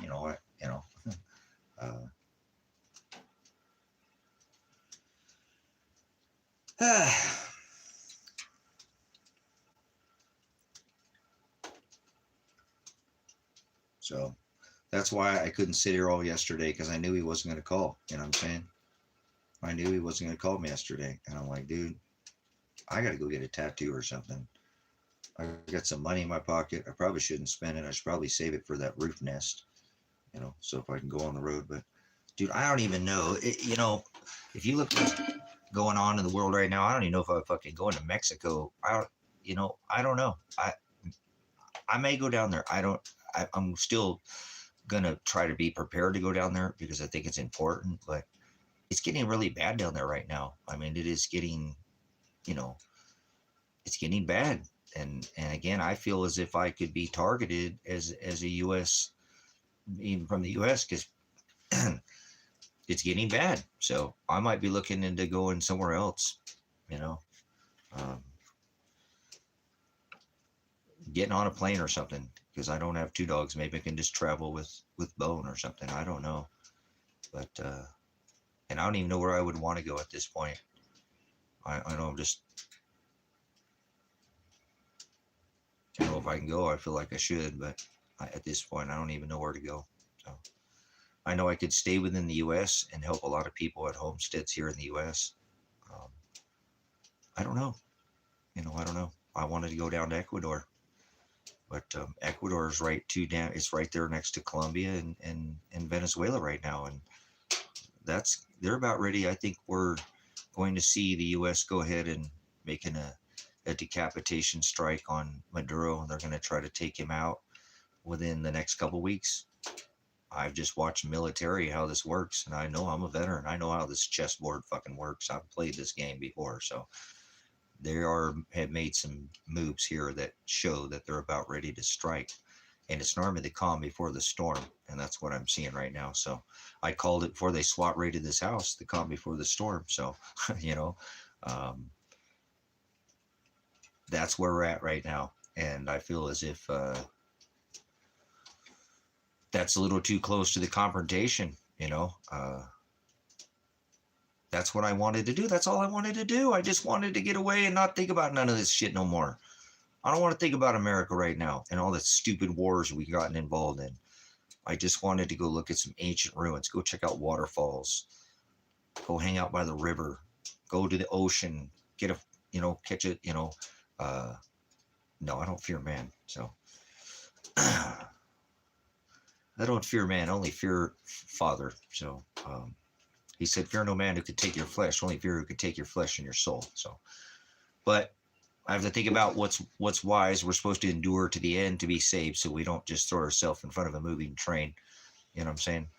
A hero lives to fight another day. He ducks when there's bullets coming. He can live to fight another day. So, but the whole idea wasn't to fight. The whole idea was just to get away. So maybe I should just run away to the woods around me and just not worry about it. I don't know. Ride out the storm. Just something tells me to get the hell out of the U.S. because it's not a safe place to be at all in any way, shape, or form. There are way better countries, and Mexico was a start. So I know if I just get deeper down and stay away from the cities in Mexico, I probably wouldn't have any problems. I just need to stay away from the cities. This is where most of your crime everywhere is in your cities. They're not as much. There's not that there's not crime in the country, but Most of your major crime happens in your bigger cities. So I don't want to go visit cities. I would go to just have a culture experience, but uh, so this would be challenging to be on the road as a U.S. you know U.S. citizen traveling.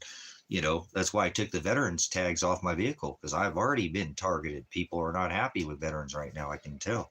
You know, even when I went into town on Veterans Day, there were several businesses that did not honor the veterans things that they said they were going to online. They didn't. Once that day came, they said, no, we're not doing it. I'm like, damn. So some people have already, we just had Veterans Day. I was in town, and I went and kind of gorged myself on some free food there and gave away some food, whatever. But yeah, mobility is what I want too. I'd like to just stay here at this ministry and have 10 people here and already be, knee deep and not have any of these issues, because I can shut the gate and not worry about this world.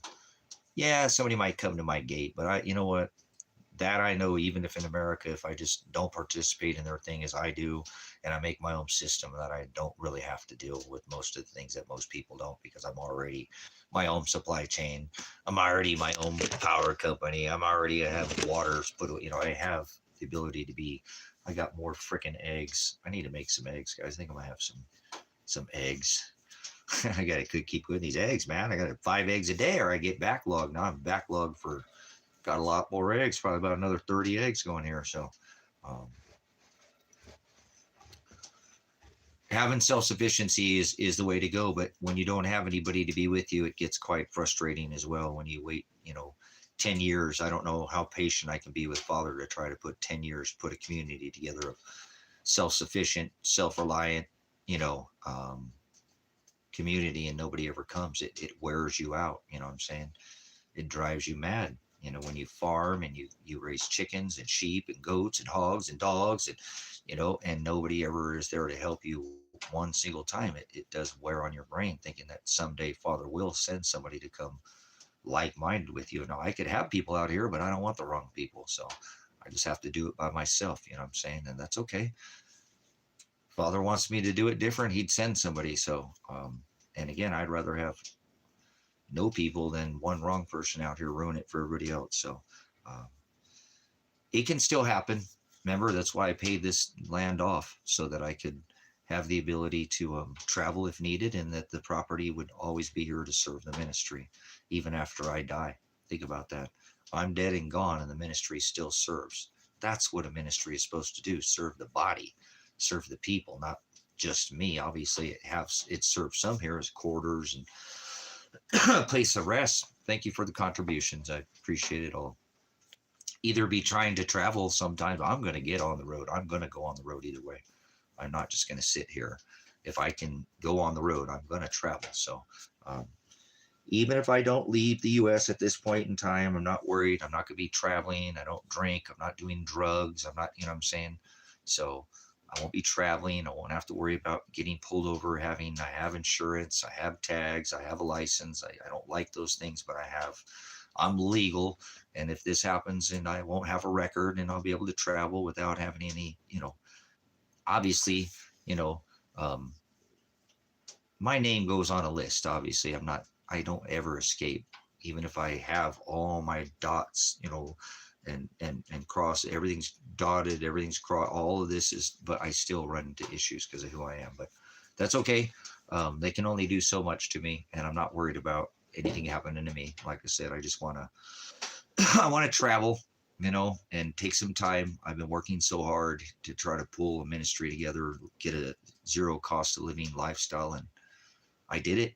And there's others doing it, and I know I can go join others, doing it. So I may do that. I may head south.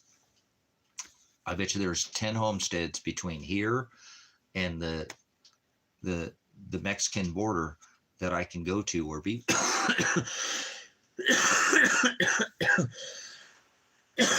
I'm having that lung issue. It was about that time.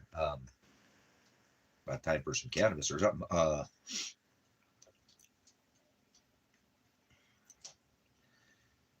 But I could help others, you know what I'm saying? on their homesteads. You know, the whole idea was to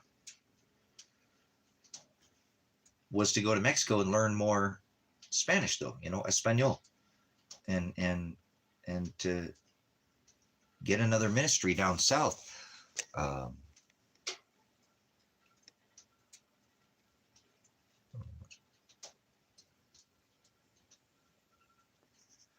what do you talk about, Krish? I'm not talking. I don't know what you're talking about. So I don't know. I don't know which mod you're talking about. So I have mods. You know, we're giving away more wrenches. So I'm not sure what. Thanks for coming in. I'm not sure what your other account name was. I don't know. And you don't have to trust me. Just trust the word. You know, put all your faith in Father. He said, believe no man. At his second coming, he said, be sure no man deceive you. So I want you to discern all things with me. We are supposed to do this together. Or reproof the word with each other. You know what I'm saying? So we don't get ourselves in the broad way. We need to stay in that narrow path, you know, over time. So I apologize. I can't be responsible for every mod. I do give people the wrench and trust that they'll use it properly. So, but I can tell you that I hope that you gleaned from this ministry and hope that you have a preparedness mindset and you're not doing things in fear. And by watching me for years, you'd realize that I do prepare and I don't do it and freak out and don't do the end of the world. That way I have things that I need for the rainy days. And hopefully you've been able to, if you need glean with preparedness, you can glean spiritually, take from the ministry. Just the word is all that. The other preparedness is just part of kind of the fleshy phileo things, but the agape is what I'm hoping that that you can glean from this channel. So I don't know which mod it was or what said. I didn't see anything. I don't catch it. I always give that wrench away, hoping that they'll use it properly. But we had to get rid of Lady in Red. She's been, you know how long she'd been on this channel, for years as well. And she gaslighted me on this whole thing with my son, saying that she couldn't do anything. She just did not want to do anything. There's a difference between not doing something and not wanting to do something. So was a bummer to lose the oldest moderator that we had here.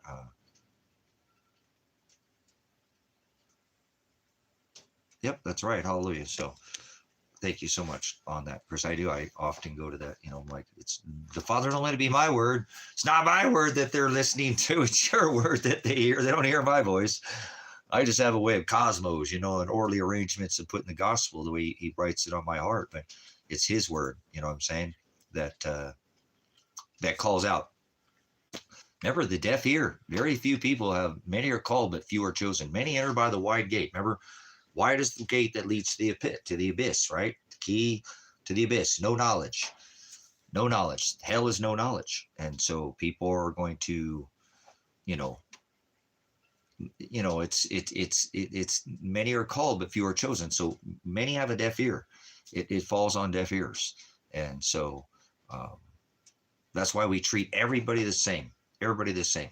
Agape, thy neighbor like thy enemy, like thyself.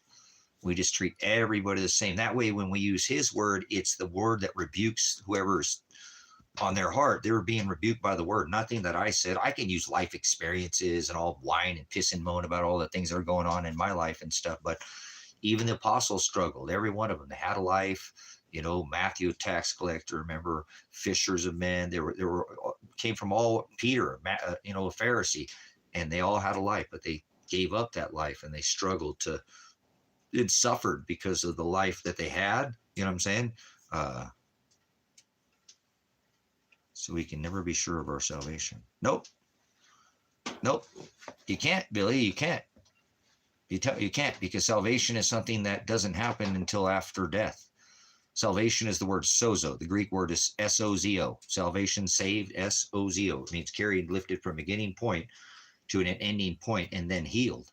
So nobody's been saved. You can't be saved. Salvation is the word saved, and you have to die. And then when he comes back at the last trump and gives the key to the abyss, this is all the great and dreadful day of the Lord. Then he comes back and picks up what he already purchased. So can't be saved. So faith is what we are anchored in, not in salvation. We have to endure to the end to be saved. We are anchored in our salvation. No, faith is what keeps us anchored. We don't know. I don't know. We're all Uh, yeah, it takes time. Like he says, you must endure to the end to be saved. That's what he said. He said it himself. He said it himself. Oh, I got saved. No, you didn't get saved. You can't accept Christ. He said, if I didn't call out to the hearts to seek after me, not one of us would. So he makes us come to him. He makes us. You ain't bringing anybody the ear that's been unrestrained, unretarded, like a throttle carburetor, open. It's because Father gave them to lift the scales of the eyes of the bride is the word apocalypse or revelation, to reveal the aletheia, the truth. Truth is the word aletheia, right? So if we're going to get to the truth, it's going to be a process. We have to hados, deny ourselves daily. Hados, it means to be in the same narrow way. He said, I am the way. So in the same narrow as he went through that process of all of us have to go through that. You know what I'm saying? It's not something that that it's a sit down, it's a one time, it's not born again, it's born from above.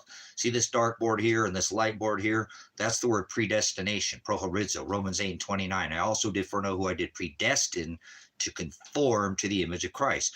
Prohorizo means separator. I am the horizo. He said, I am the hados, the way. I am the truth. He didn't say I'm the light or the life. He said, I am the horizo. I am the separator. I separate this dark, that's you, and this flesh from my light. And you were supposed to be born from above, not again. Again applies once. Like, I believe in Jesus. Oh, you believe like a thought in your head? No, you can't think a belief. Thought, no, that's not. A belief is an action word. It's a verb. Faith is a noun that keeps us anchored. But the Maranatha, he said, until I return, have your loins girded in my service. Your loins. That means you got to get up off your ass is somebody you can't learn, and be having any willingness, my disciples, bear your cross, fear not, oligos flock, the ones that hear his voice, it's a long suffering that we go through, like salvation. We must die. Then he comes back and redeems what he already bought and paid for. That is the word redemption. Remember, he said, look up, for your redemption draweth nigh. You know what I'm saying?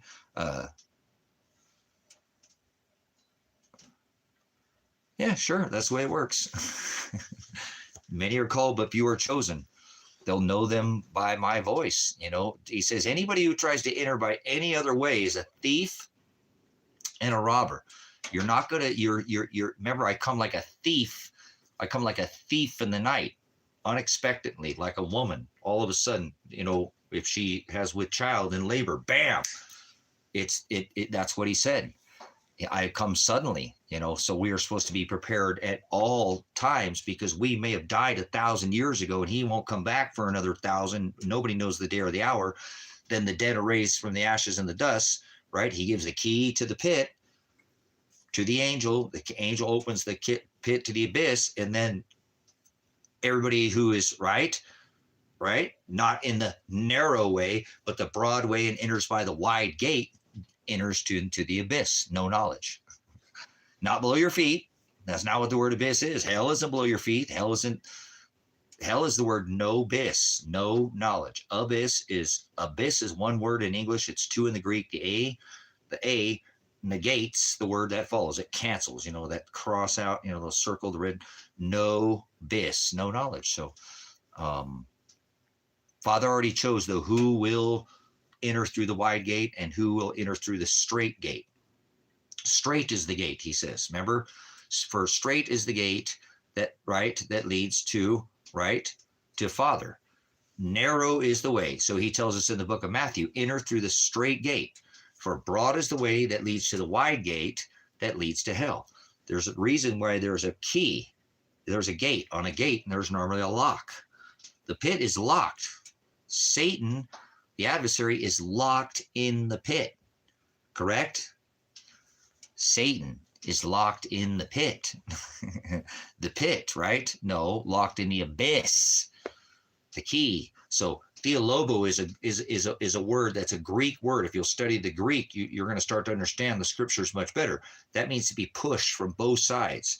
And that means that these people over here don't like you, and these people, they're like ganging up on you. Your friends don't like you, and your family don't like you, and your coworkers get pissed off because you don't bring Christmas gifts to the Christmas party, and you don't celebrate, and they're like, they want to give you a birthday with, and you don't do none of that. You're like, I don't celebrate any of these, and then they just keep, and that's called theolobo, to be pushed from both sides. So theolobos is the verb.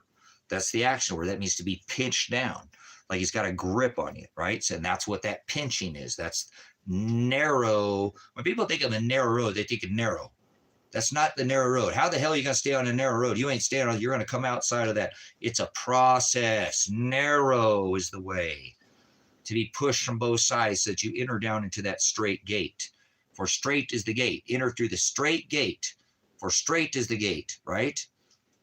That's the gate that we're supposed to enter. He tells us to enter through that in the book of Matthew. That is our instructions, my disciples. Those are the people, those are his saints, those are his servants. Bear your cross, your burden, be crucified by the world, hated, suffer, long-suffering. The ellipsis is the word tribulation. We must go through much tribulation, Paul said, to receive that kingdom of God.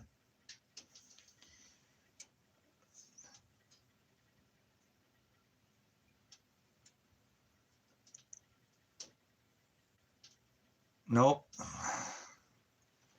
Not what he meant. He wasn't making any jokes. I just told you what it said. He wasn't joking about anything.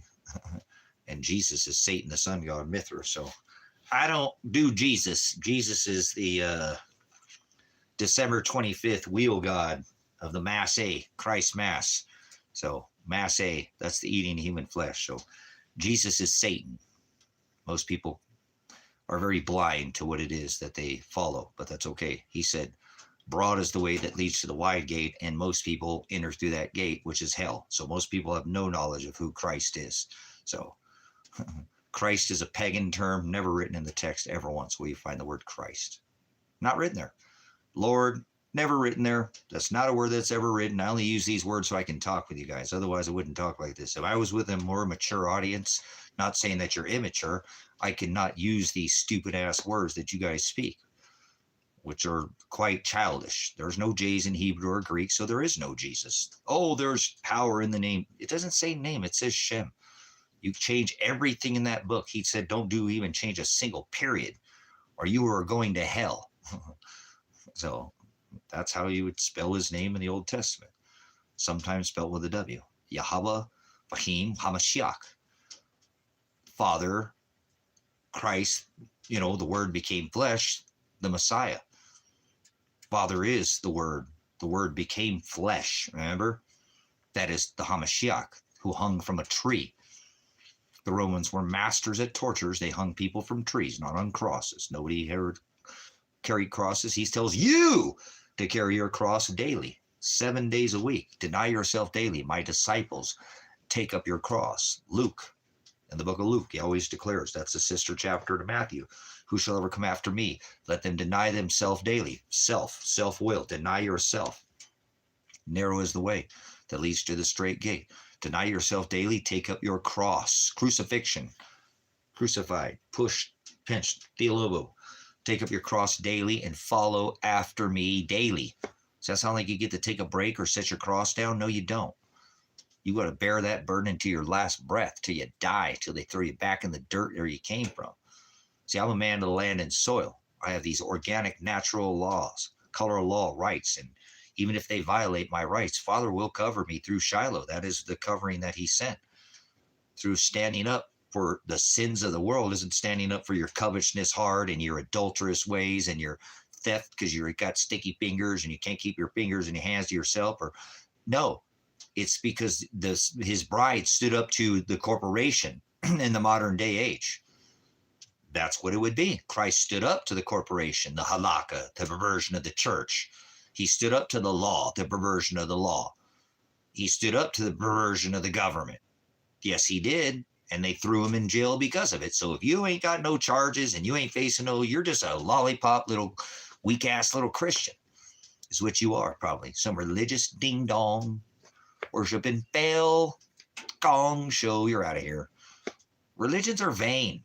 He says it in Jeremiah. He makes it very clear. All this worshiping and all this Yule wheel and their celebrations and their customs are vain. Vain means worthless. So not getting anywhere to Father by celebrating anyway. So that's the problem.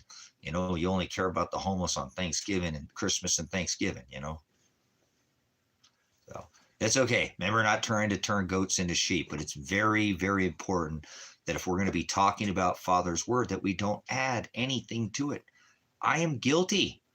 I am a guilty sinner who has made mistakes. I've been karak is the word character, is karak or character. The word mark is the word karak. And so I have been off the mark. That is the word sin. You know what I'm saying?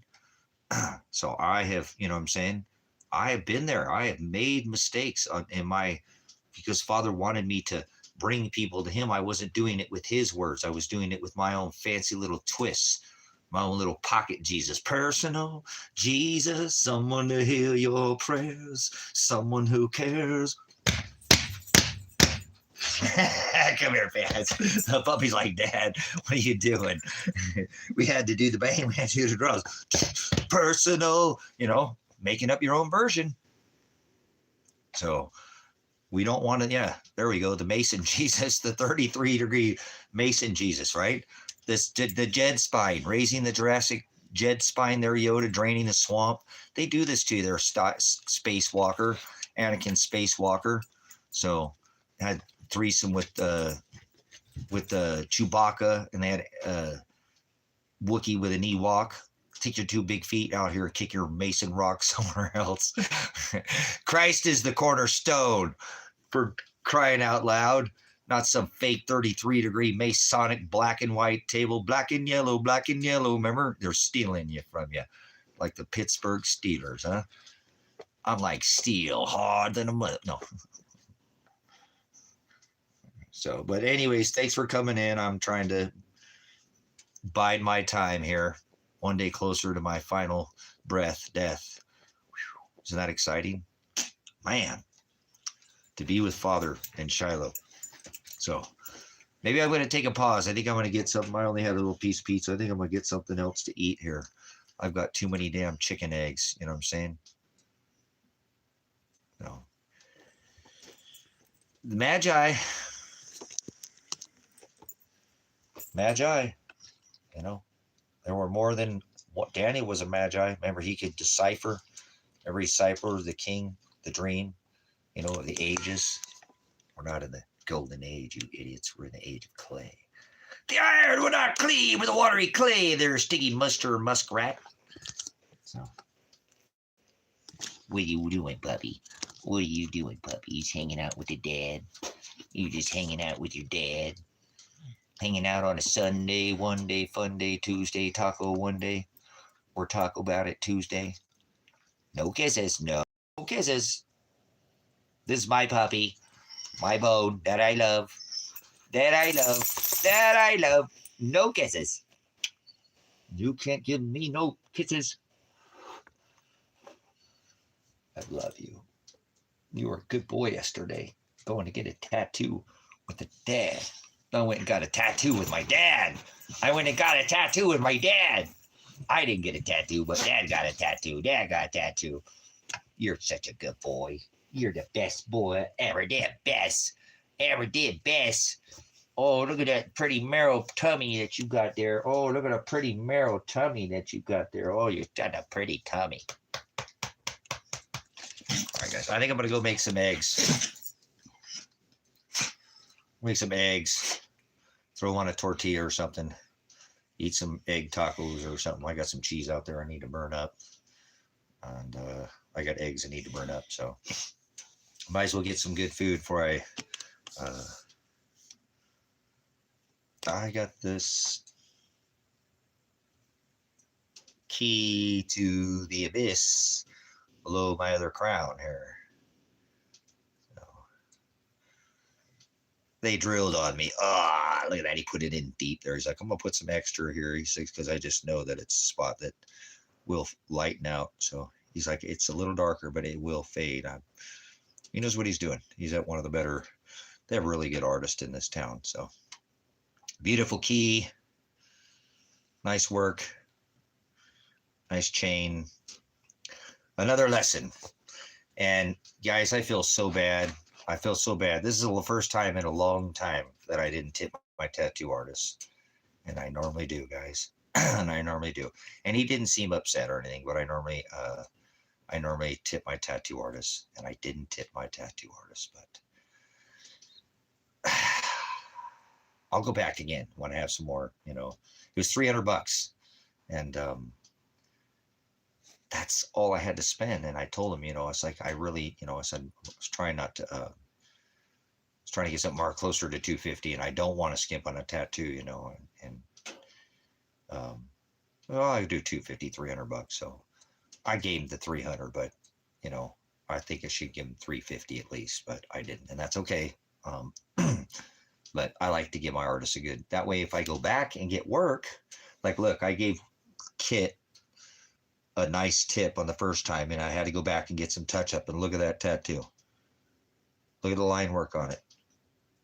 I have good work, so I have 8 right now, or 7. We're down to 7. So 7 birds. So give me uno momento. I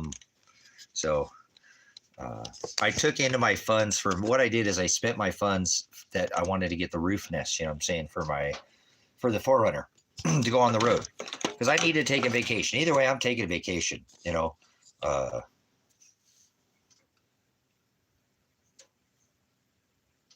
yeah, I'll give him a bigger tip the next time. He didn't seem offended, because I told him already. I said, I just have this much, and I don't like to be on a budget when I spend a tattoo. I like to, but it's what I had. So, but I always like to tip my artists.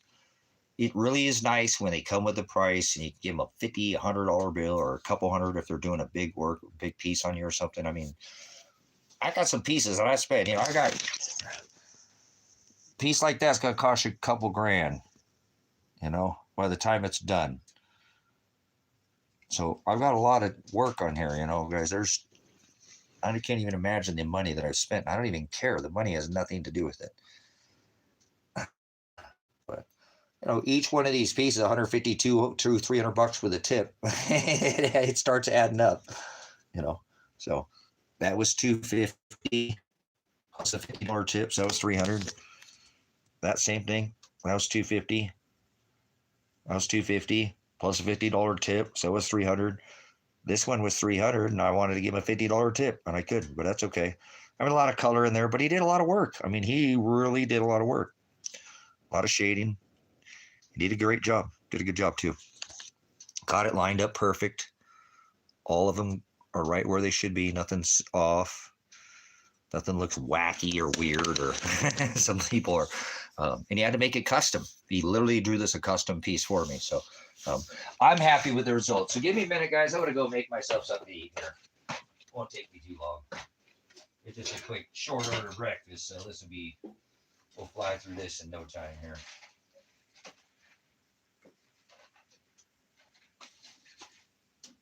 Better give that to the chickens, huh? Give that to the chickens. I ain't letting them chickens out right there today, huh? I have to let the chickens out today.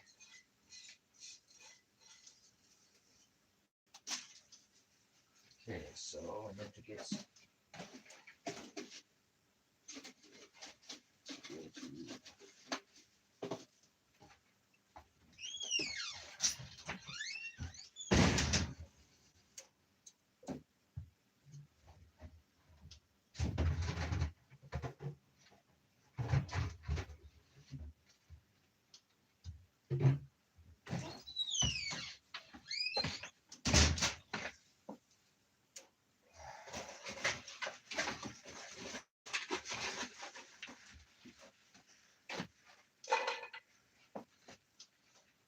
Cut some of these. I'll put some hash browns here too. Here.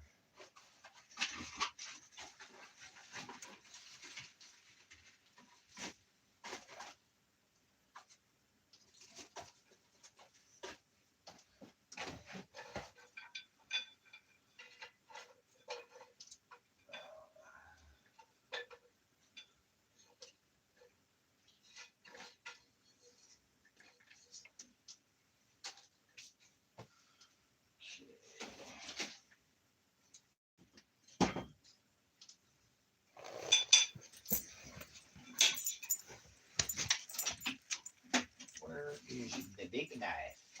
There it is.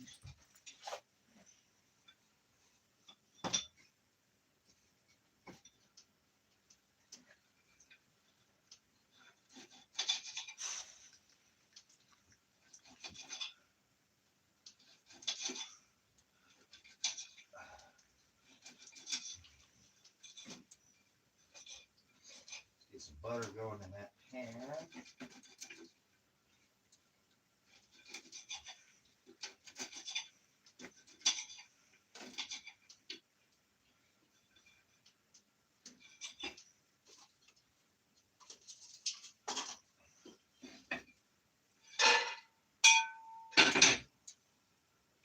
Get the cast iron.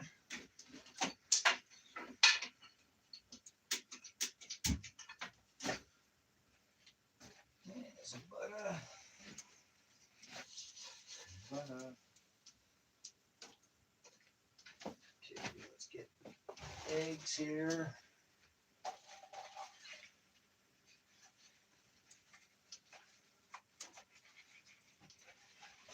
Do 4 eggs. 4 eggs. That was 5 eggs. 5 eggs. 5 eggs.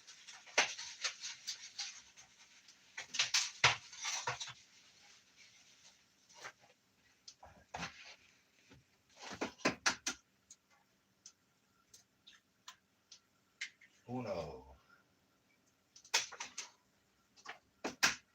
Dos.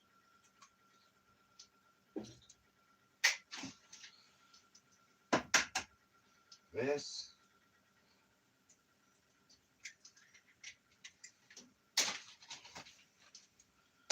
4. Maybe that's enough. There's some big eggs. Those are some very large eggs. Very large.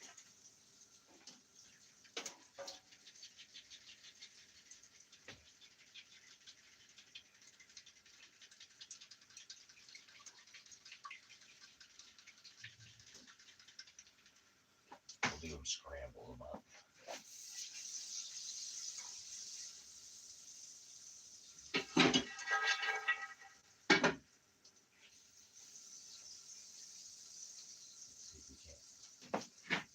A little bit there.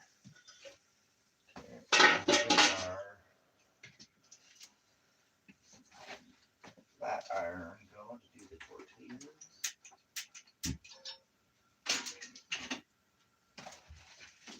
Tortilla.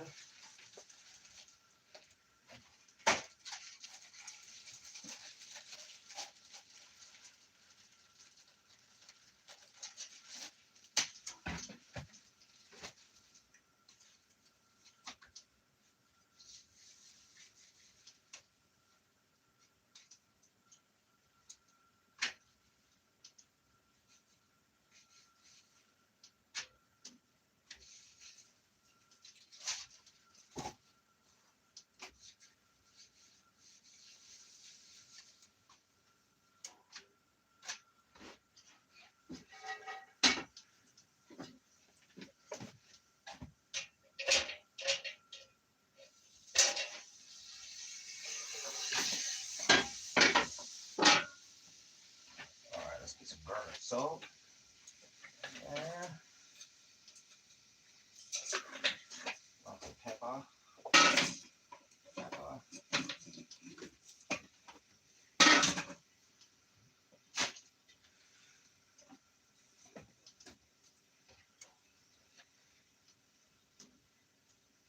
Lots of pepper.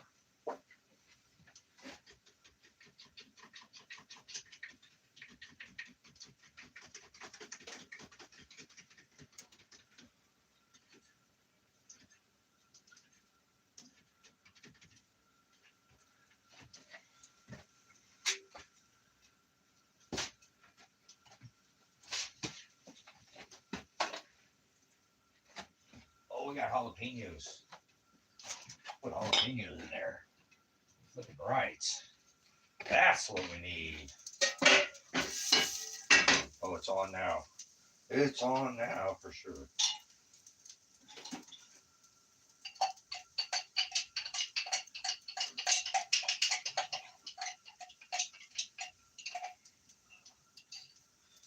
jalapeno.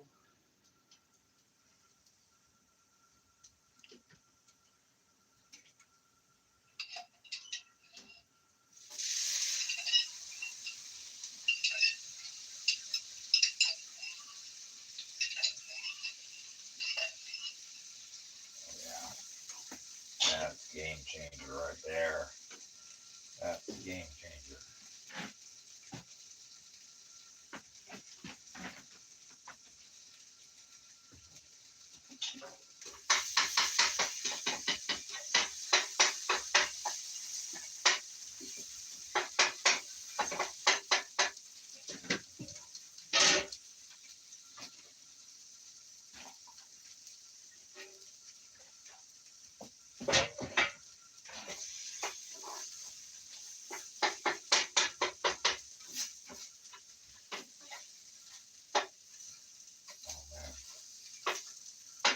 That's what I'm talking about. Put a little more butter in there.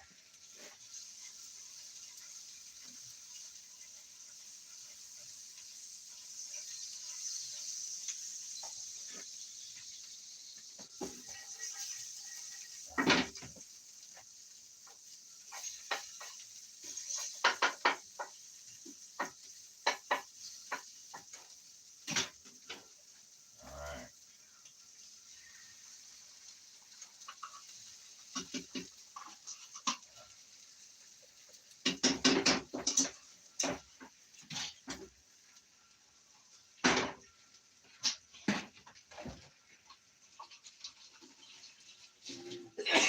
Oh, crap. Oh, jalapeno. Oh, jalapeno up there. Nice hole there.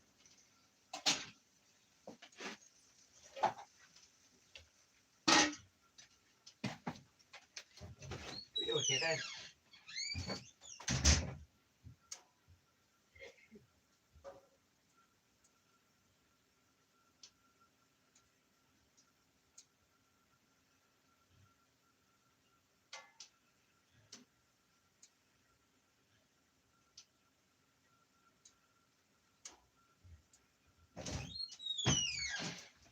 Get that down there.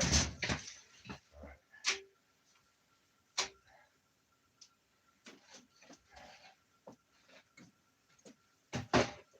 Back.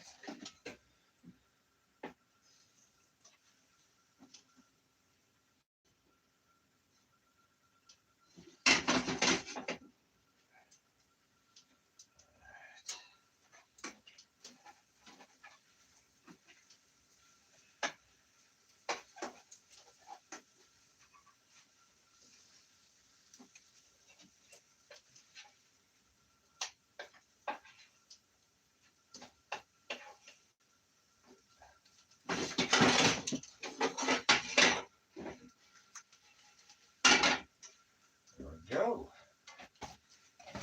Go.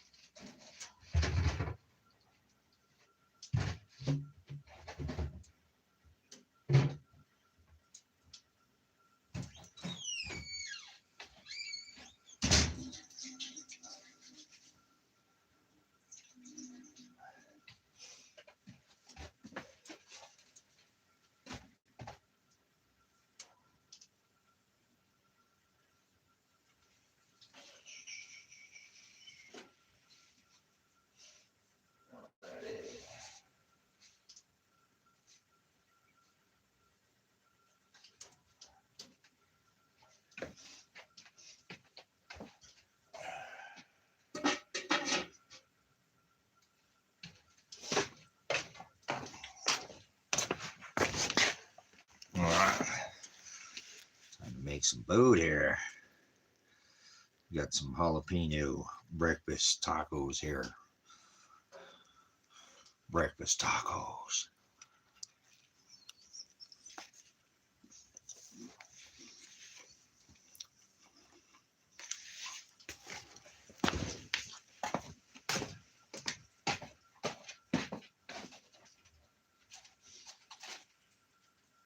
One more hot sauce. More hot sauce.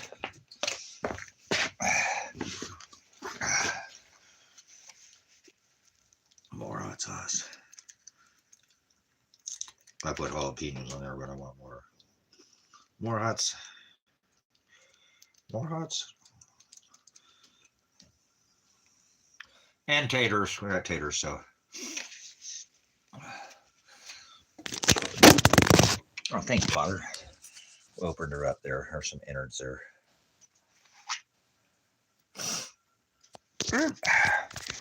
Oh, man. Let's get her done here. Taters.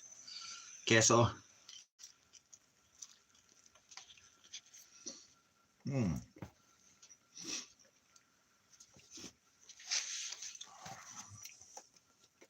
we go.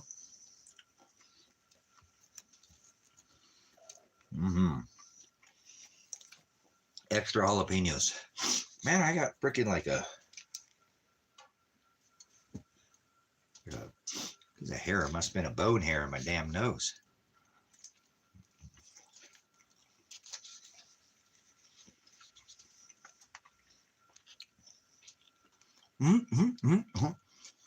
Lots of cheese. Lots of cheese.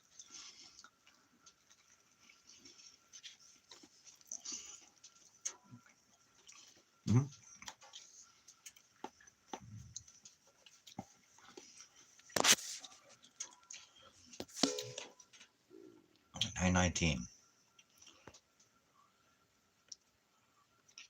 Huh. I wonder what time my attorney's office opens up. 10 o'clock probably.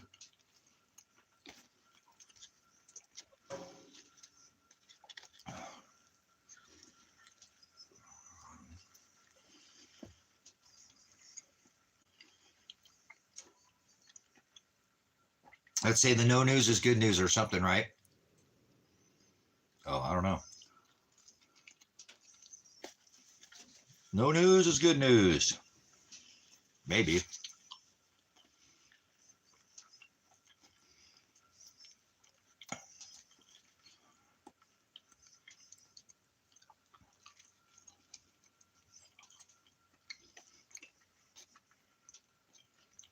Who knows? I'll get off here in a few and call them.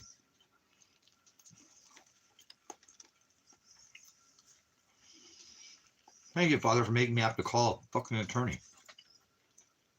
Why?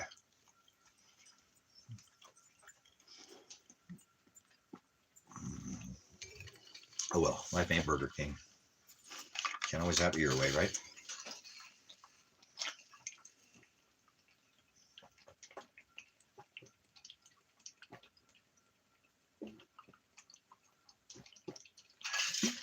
Oh man, I sure like murky water though. Oh.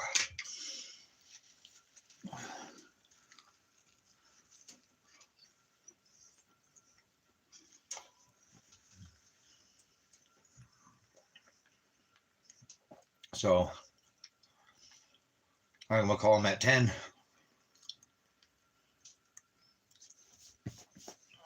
And ask him what the fuck's going on, man.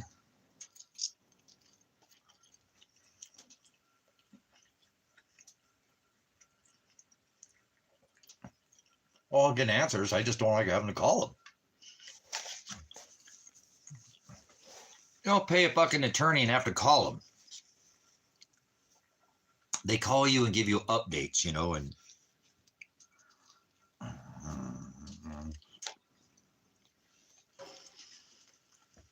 from time to time, maybe once a month or something, eh?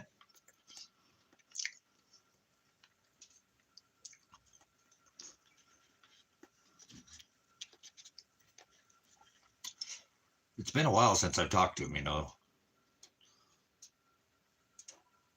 Said,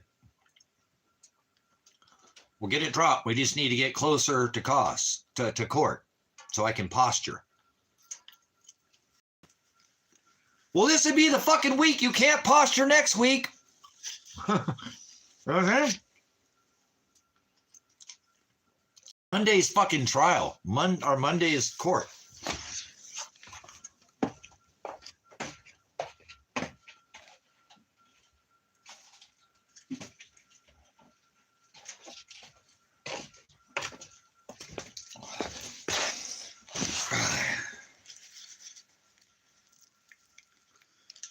I don't know why Father is so brutal to me. He is just constantly just beats the snot out of me.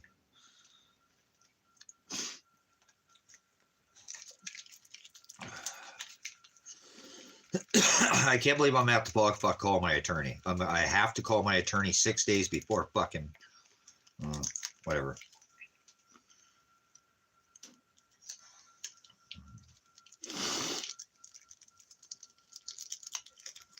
You know what? Maybe I should just not fucking call him. And I'm going to go to that fucking trial. If my son is out there, I'm just going to walk the fuck out, man. Fuck it.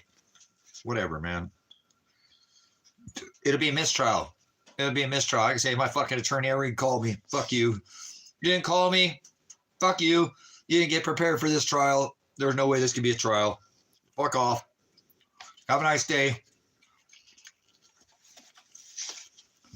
I showed up to court. Fuck you. Goodbye. Not guilty. Goodbye. Here's my 2 witnesses. Fuck it. I ain't calm. It'd be fucking a lawsuit against his ass now too. Don't fucking call me. Give me no counsel. I give you all this fucking money and you do what? Once again, this attorney has done nothing.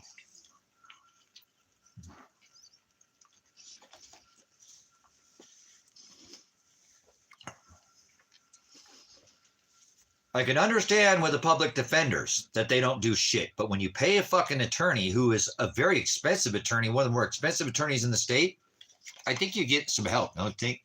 No.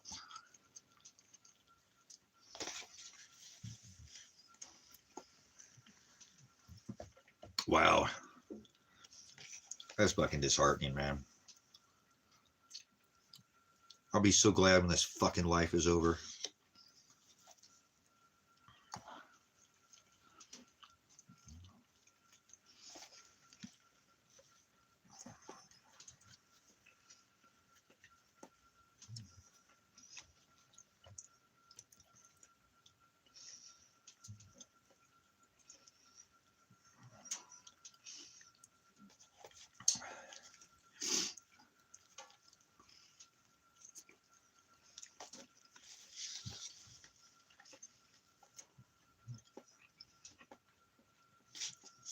Yeah, my son and daughter aren't at my fucking trial. I ain't going to no trial, guys. Fuck it, I'm deciding that shit right now. I ain't going to no fucking trial. Without my son and daughter there, fuck that shit, dude. Fuck that. They can do whatever the fuck they want to me then. Whatever the fuck you want to me then.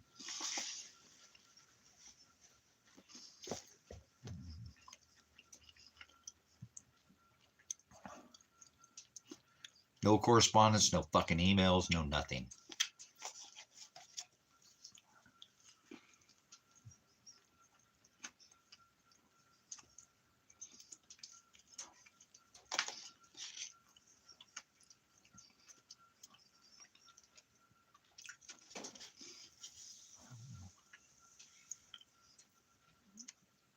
I don't even know what to do as a brain. Nothing feels right now, to be honest with you. Nothing feels right. This doesn't feel right. It wouldn't feel right to fucking call him. You know what I'm saying?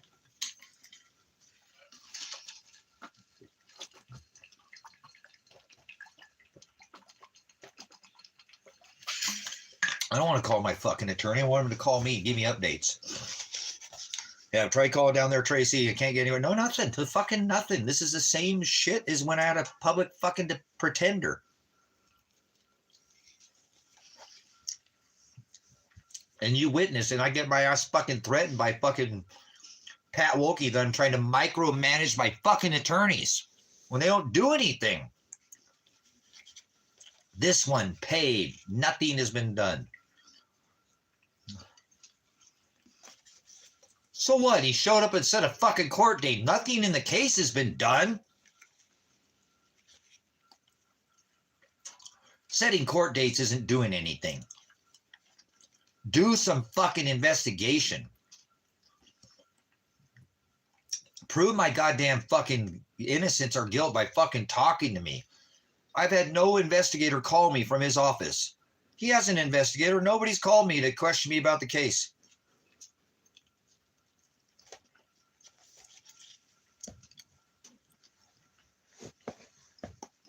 This is fucking stupid, man. God, I fucking hate my life sometimes so much, man. I don't mean to rub off on you guys. Being alive is such a fucking burden.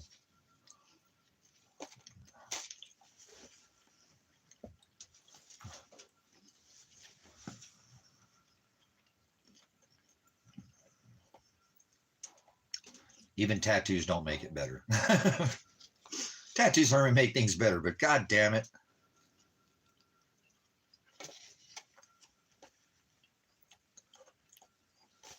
Oh well.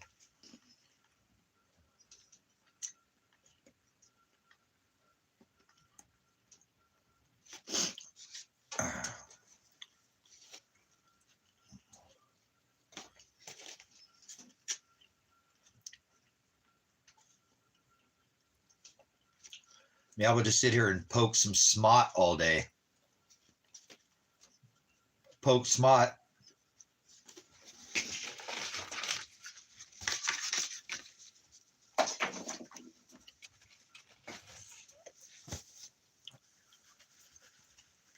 Oh my God, my brain is just fucking fried right now. Waiting for an attorney that never calls.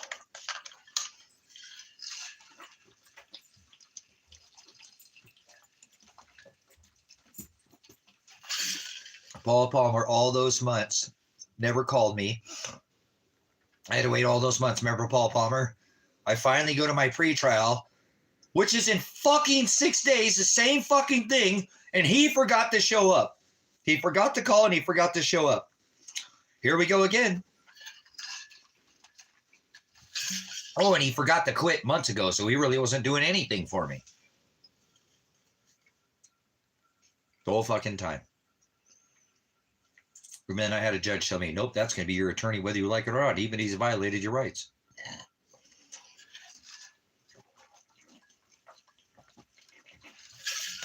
Wow.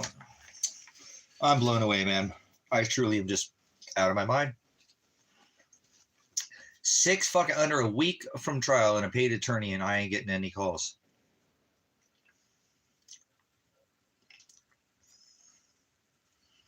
Man, my father is so brutal. He's a savage. He loves to beat the fuck out of me.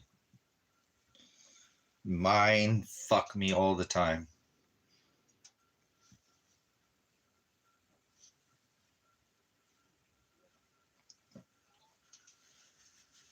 Oh my gosh.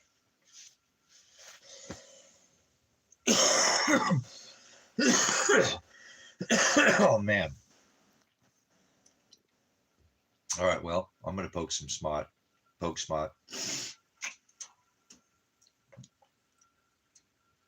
And I don't know. What the fuck am I doing? What a shit show my life is, man. For Christ's sake, who the fuck ever would have thought that I'd have hired an attorney and I wouldn't get a call? Dude, that's some fucking insane memory shit. That's some shit right there for the memories, for the memorial. Say, oh yeah, hey guy, remember when you did that shit to me and then you didn't fucking let me get in it? The attorney didn't hire one and then he didn't do anything for me either. You're like, I know, I remember. He was fucking with you so bad. You were just losing your mind. You were almost completely out of your brain skull, but you somehow kept it together. So I don't know how. Somehow I am. So I'm just going to hear and poke some smut and not worry about it, I guess, huh? Dude, what a trip, dude. What a fucking trip. I never in my life would have imagined that this would be happening. Could not even fathom. 6 days before fucking...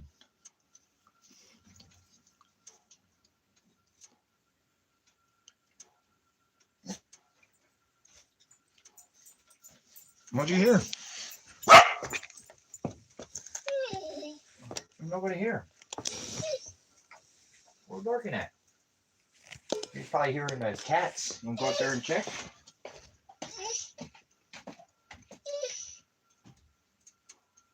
There's nobody here, puppy.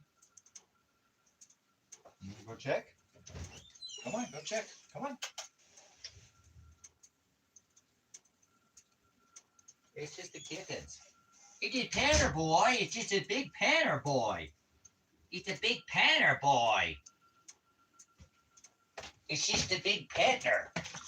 It's the biggest big Russian kitty that we have. He's just being up out there. You just heard a kitty. It's just the kittens.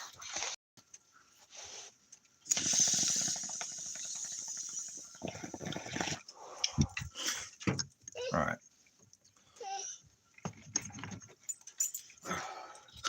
So we're going to chooch on some cobras here. Some Cobra Commander. Whew. Come on, John. Fucking call me. Tell me. All right, Tracy, it's dropped. I contacted him today. This Kearney decided to drop fucking charges so I can move on with my fucking life. Getting tired of sitting here waiting. Playing this waiting game and nothing fucking happens. How do I be more patient? Wait. Hold on, wait. Today's Tuesday. Right, yeah, so I have Tuesday. 6 days and then 7, 8, 9, 10. Yeah. Damn, dude.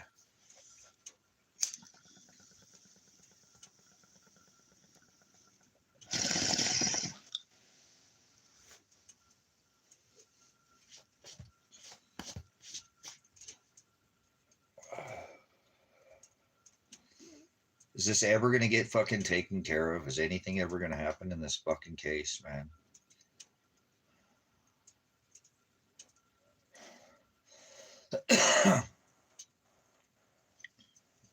Watch them fucking delay it. Watch the fucking state try to delay it because they're not ready or something, you know what I'm saying?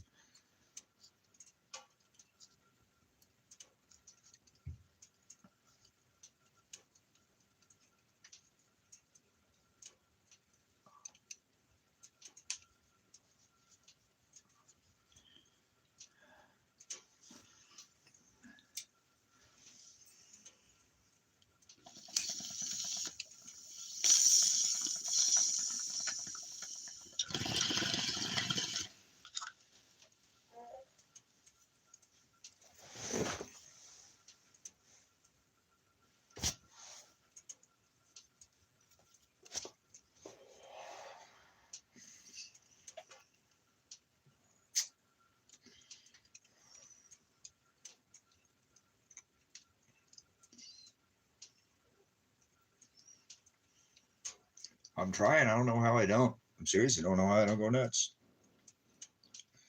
I don't even know how this could be happening. I don't know how it just keeps getting worse and worse and worse and worse and worse.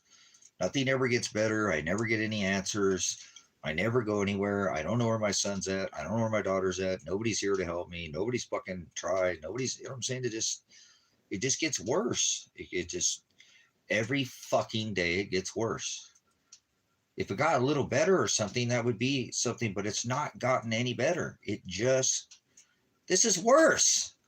This is not what better feels like. Getting this attorney didn't fucking do anything. It made it worse in a sense because he's not doing anything. You know, to get your fucking thoughts that paid an attorney when you paid 10, I gave up a lot of fucking, took me a lot of time to come up with those precious metals that I had, you know, not time, effort, excuse me. It didn't take me near the time, but it took me a lot of effort and more than most people, because I live out in the middle of nowhere. I don't have any stream of income. I worked for all that. And then God just strips it from me after the whole thing with my son. Then I try to get back on my feet, and then I have to spend it all on an attorney you don't even call. I don't know. I'm just fucking beside myself.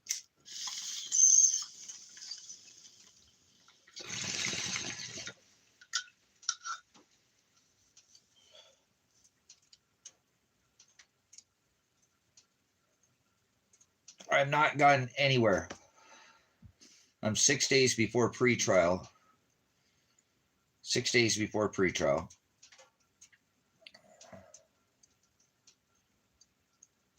Next fucking Monday is trial. Right?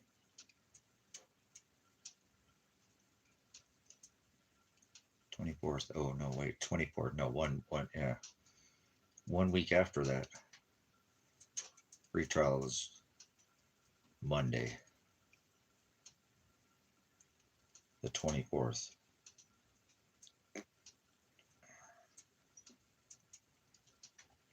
See, if I don't hear from him this week, I have a court date on Monday. How's that possible? What do? Go show up to my fucking pre-trial? Yeah, what do? Remember I did that last time and the fucking attorney didn't show up. Paul Palmer didn't show up. He didn't show up. My fucking attorney didn't show up to court. To my pre-trial. And here I am with a paid fucking attorney 6 days before my pre-trial again, and I ain't heard from him. This is feeling eerily reminiscent here, you know, just...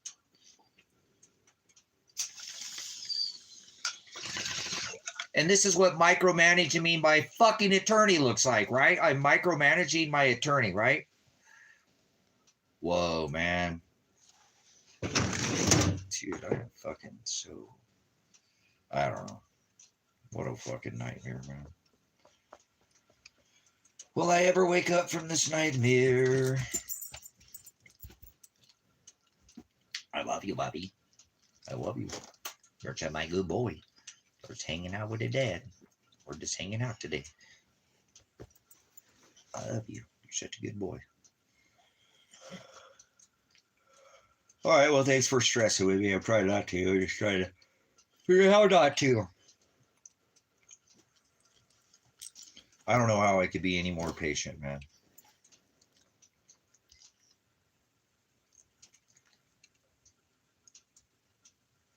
I love you. You're the best boy I ever did best. You make Dad so happy all the single time. You're my best guy. What?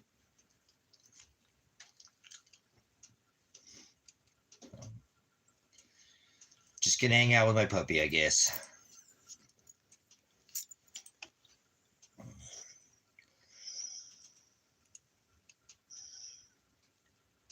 Man, I don't want to do anything right now. This is fucking deflating me, man.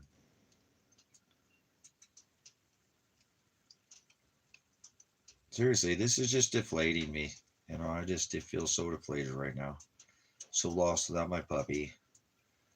You're my other puppy, and then I had the best one. I still had the best one. I still had the best puppy I ever did have. Yes, you're the best boy that I ever did was. You're the best guy. So, but this is the fucking results that I get from a hired attorney, man. Not some public pretender. This is the same thing that fucking, and then I get threatened by a judge who says he doesn't know where my son and daughter or doesn't know anything about it, and then tries to throw me in front of that fucking, with Paul Palmer into a trial. And then I hired John, and the same thing's happening. You know, threatened to micromanage me, and he didn't do anything in this one. And then I get threatened to be micromanaging my attorneys when they don't do anything. How the fuck is that even possible? Yeah, this is a fucking nightmare that I would never want anybody in their lives to have to go through. I would never wish this life upon anybody.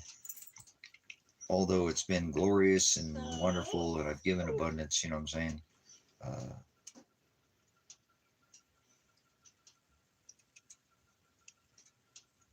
This is tormenting, man.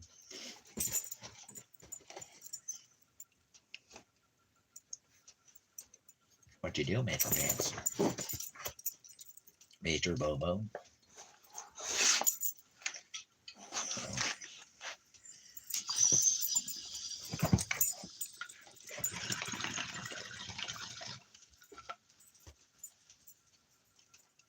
Anyways, I'm just hanging out.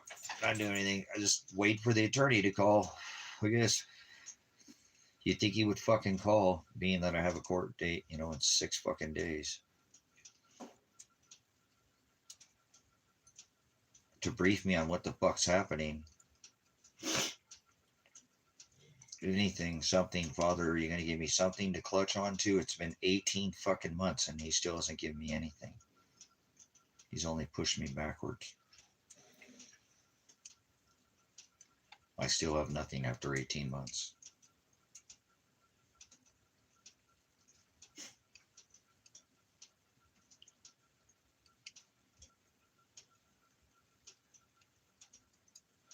Even if it gets dropped, it just doesn't even seem fucking, it just fucking sucks.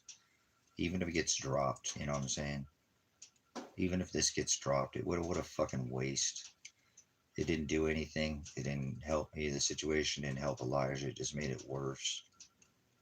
My son won't talk to me. He won't call me. My daughter won't call me.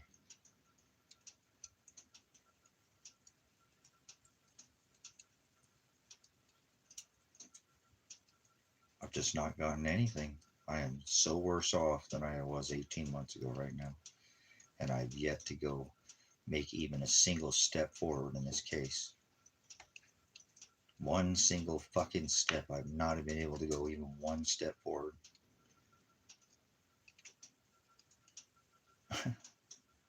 Wow.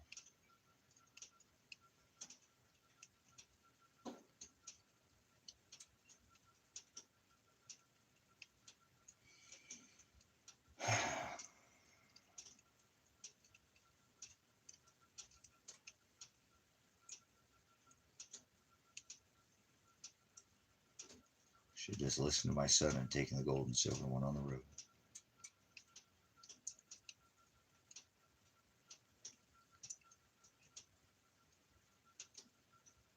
Bought the truck, sold it.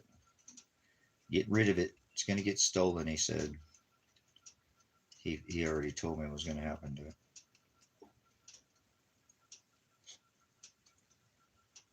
Wow.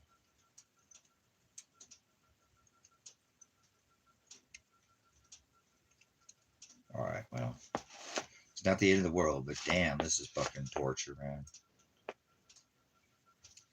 Just, it's all in God's hands. I know that, so I'm fine. I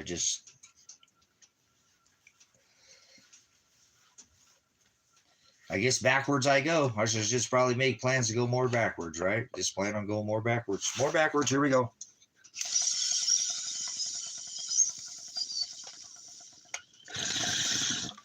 Because I know if I went in that courtroom and my son and daughter were there, I would have been, how the fuck can you put me on trial? You can't put me on trial. You can't put me on trial. My son and daughter were in that car that day. They have the right to be here. Why are they not here? I'm going to make such a fucking scene, man. I'm going to make such a fucking scene. I can already tell it. You know? Prognosco would have foreknowledge of. My Sixth Amendment, you're violating my Sixth Amendment right today here.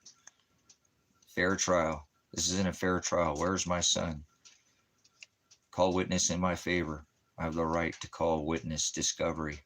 Call and to cross-examine the discovery. Where is my fucking son and daughter? They're on the discovery.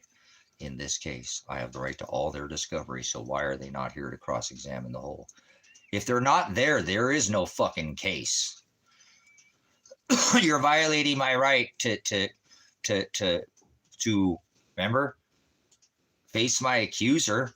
right? So, okay, I'm there, the states. And so now discovery, if you're going to try me under the 6th Amendment, you have to fucking call evidence into discovery. No suppression of evidence. It's called the right of discovery and the suppression of evidence. They can't suppress any evidence at trial. My son and daughter are on the fucking case with me. They were in the car that day. That's why they're charging me. So if my son's not there, they can't fucking charge me. So, and I already explained this to John, you know, and he said he was going to do something about it. And that was the last time I heard from him. But that was like fucking more than a month ago, I think. And here I am 6 days out and not a single fucking update from his office.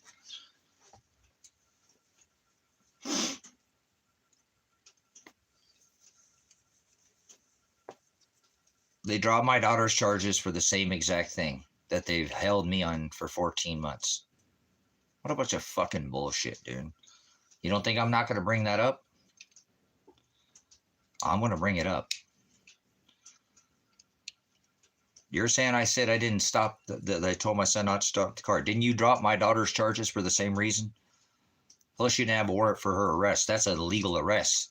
So the whole case should be a wash. That's a kidnapping with a gun. It's fucking life sentence for kidnapping somebody with a gun. I have the right to appellate case, even if they try to convict me, wrongfully convict me. I have the right to appeal, federal appeal. So 90% plus cases that go to federal appeal get overturned because they actually look into the fucking case.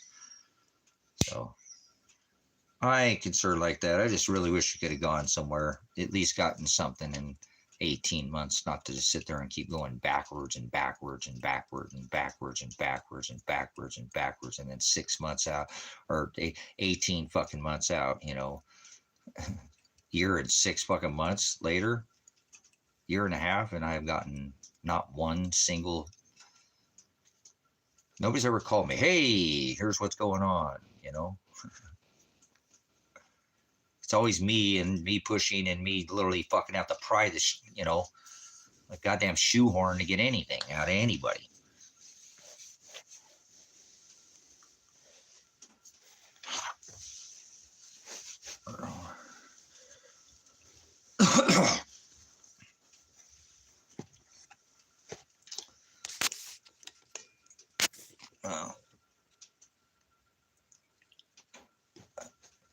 I don't know. Tomorrow's day 5. If I didn't call him today, 5 fucking days to my trial and he did not call. I don't know, man. I'm just lost. I'm fucking bewildered. I am like a damsel in distress. Look at me.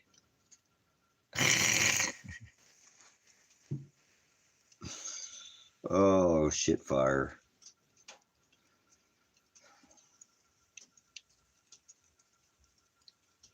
I'm glad I have this avenue, guys, because I don't have any friends or family. Thank you for being my family in Christ and the Most High. My afterlife family. Not the one I get to be with here, but the one I get to be with after I die. Because I'm ready. When their Father's ready for me to go, I'm ready. I don't know. I'll stay here as long as he keeps me here, but this is torture, man. Just trying to help my damn son out. No, he doesn't ever want to talk to me again. I have all this happen because I'm trying to help my son. All this is happening because I'm trying to not let them wrongfully convict my son. And he's not even going to be there at my fucking trial. Well, why did I tell you not to stop the car, Elijah?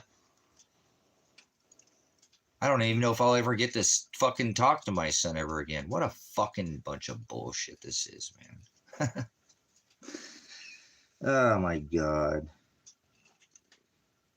I guess this is the breakdown a little bit. You know, I'm a little wore out from the tattoo last night. Kind of beat my ass a little bit.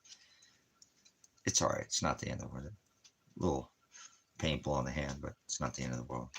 More pain just now, and that I can't fucking maybe never talk to my son or daughter ever again. That's fucking painful.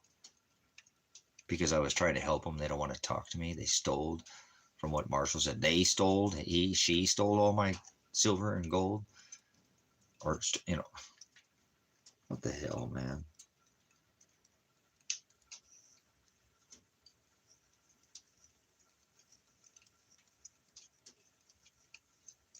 I'd wake up every day not knowing where my son is at, or maybe where he was at. Now I don't even, I don't know. I don't know.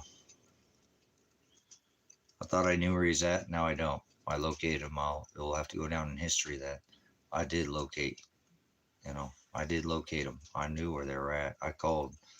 I had the cops try to go there and do a welfare check. They threatened to throw me in jail when they should already had the case dropped, because they dropped Adriana's case, which meant there should have been a conspiracy charge. They should have dropped that, and they would have went there that day and looked for Adriana to see if she was okay. What a fucking shit show. Dave Vandenberg is a criminal.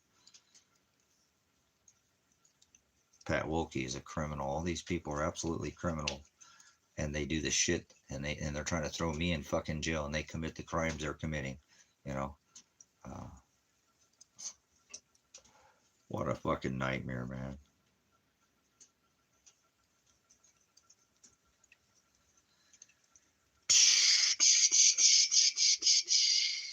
More bong hits.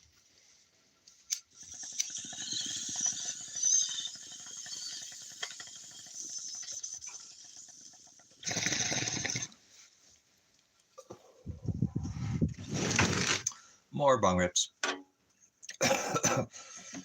I don't do shrooms, but I don't care what people do. It's not what it's not what goes in a man that defiles him. I'm not under the law of, flesh. It's what comes out of him. So people using a microdose works for a lot of people who have bad depression. People get a little too spun. People have PTSD. So I can't give any medicinal recommendations, but people do use it medicinally. So for medicinal purposes, I think they're wunderbar. Do I use them? No. I think when used properly, they're outstanding. But I don't use them. I don't need to use them. I don't have to use them. I don't get that, But I know why people do. I've had people say, you should, man. You would feel better if you just microdosed a little bit. I'm not, I know you're not trying to get all shitty or even use them as like a microdose, like a preventive medicine. So, but I can't give any medicinal advice because I get medical strikes for talking about things like that, because I don't.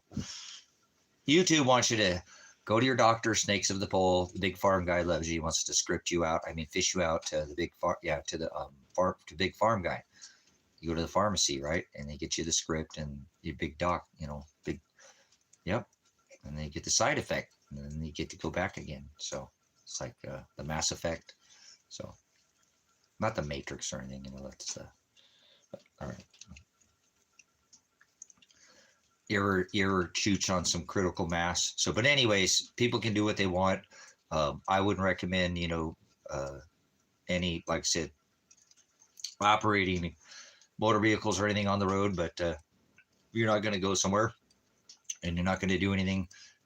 And, you want to use a little bit more than just microdosing. I know that they drank a mead that made them hallucinate. So there must have been something other there. And it wasn't grapes. So I'm pretty sure, I think I know what it was, but we won't go there. We live in a world now that's very perverted, and meaning change from the old ways where all these things have been used for thousands and millions of years, and people used them irresponsibly and responsibly.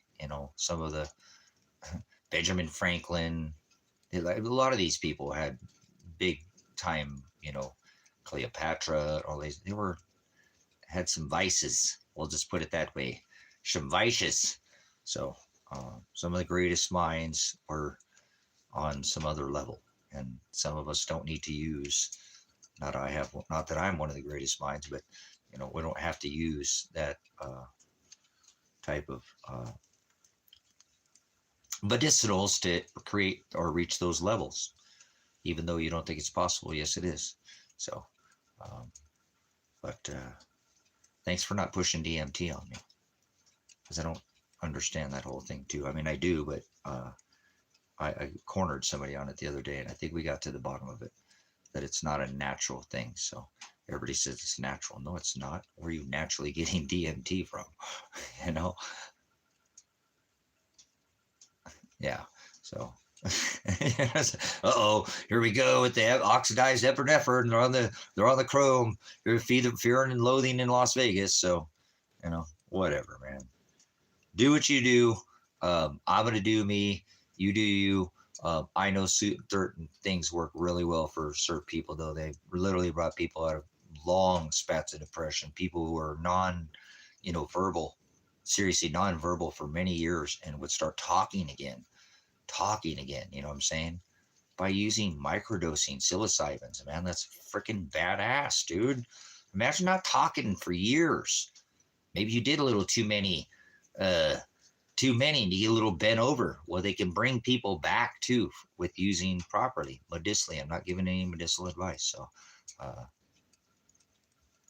so I think that's badass. People have PTSD. You don't know what it's like to be put yourself in, whatever. You can don't have to have PTSD and be a veteran, but that's something that a lot of us veterans, serving this beast system and knowing what we do, and the system is just so.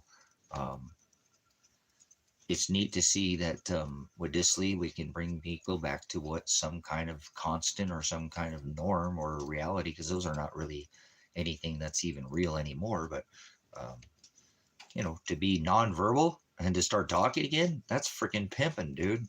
Using psilocybins, flipping rights, man. So when we do things with proper medicine, father properly, man, it's amazing what could be done. But nope. Remember, it says in scripture, they'd be fooled by sorcery. And once again, that word, when defined in the lexicon, is the word pharmakia, snakes up a pole, remember? So careful with your dispensaries, too.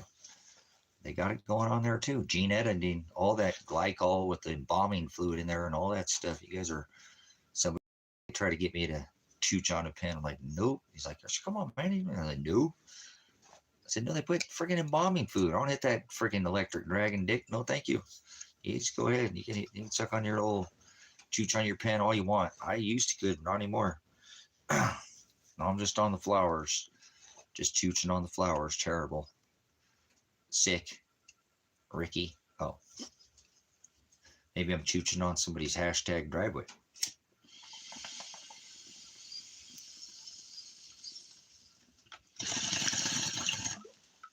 Sharing the love. Oh. So. But no, I think that's when people ask me, I think I get asked it often, but I only use cannabis, and I really don't use it. And I probably wouldn't use cannabis at all if I didn't have, I'd probably just do it as a recreational type of thing, but I use it for nerve pain because I've got a lot of problems, with sciatica and,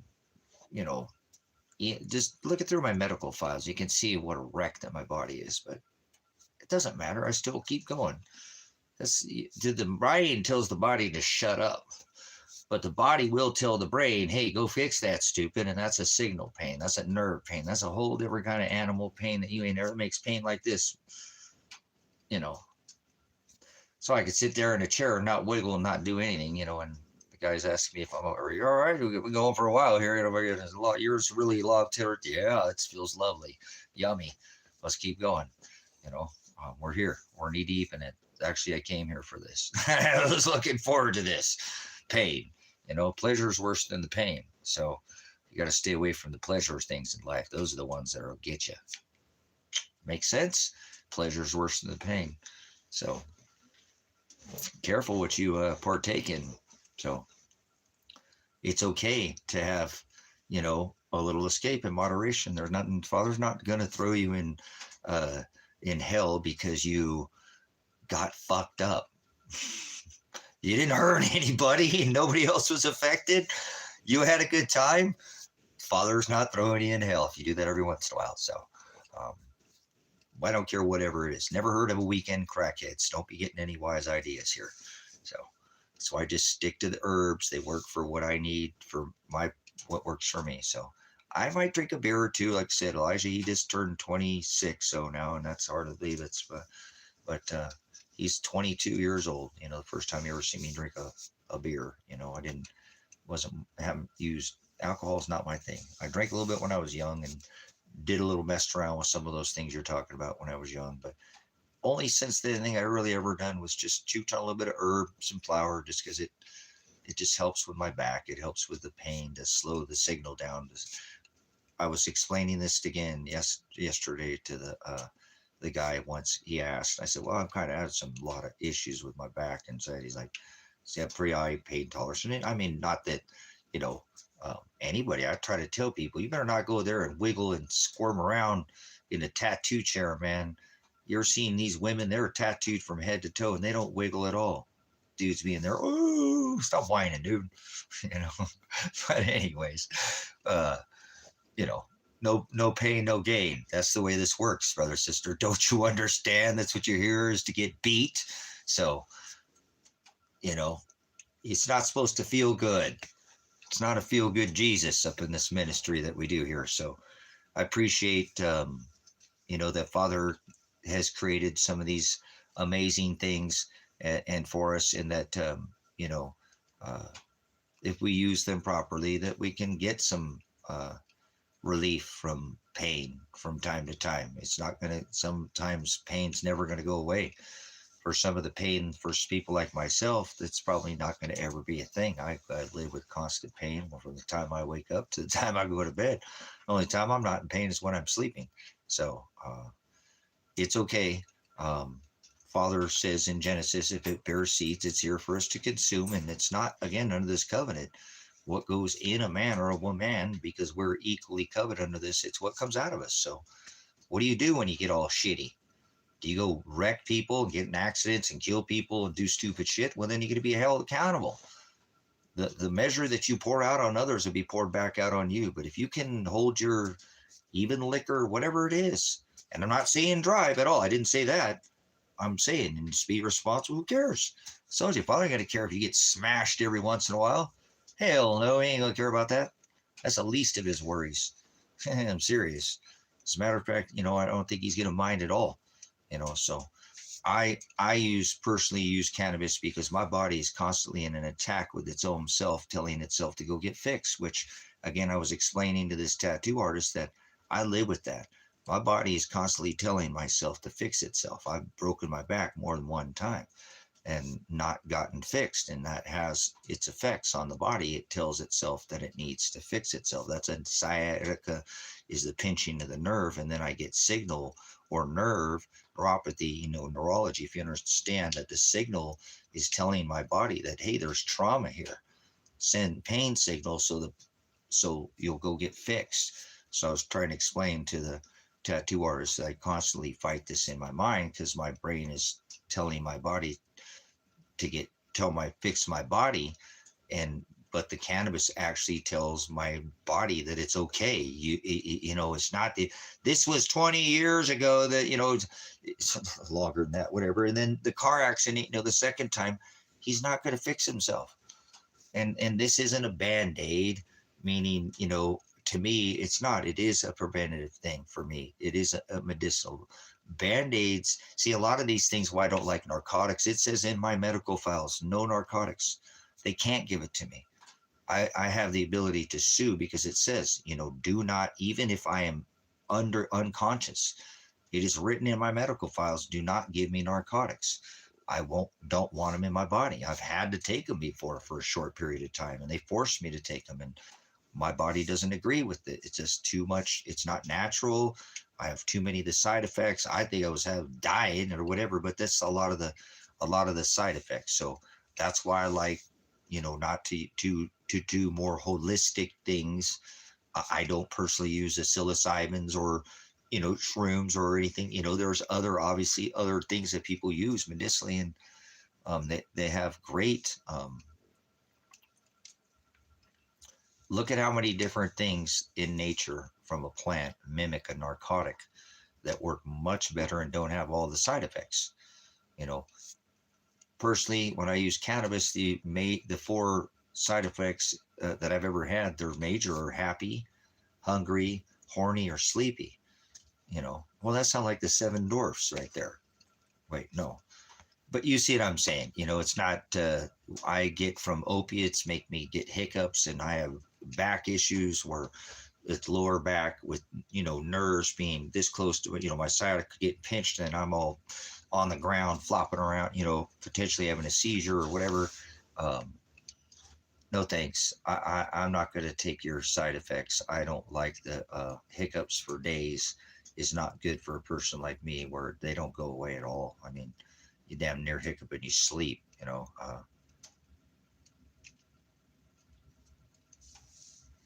Well, I don't know if it makes them closer to God, but maybe it does, though.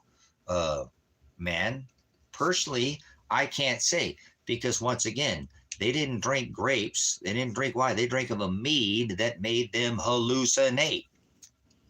And spiritually, in times past, they would use things as I do have researched, like cannabis. They didn't chooch on it like I'm doing now. They would burn it in the air, like myrrh and frankincense, and they knew these things had medicinal properties. We'll just leave it at that. You know what I'm saying? They were like in a tent, in a tent, they go in there in a sweat tent and have that experience, and it was burned in the air. And it's these things again, and then they use these other things that I obviously were not just wine skins. These were not grapes. That they were in the mead that they had made was not made of grapes. So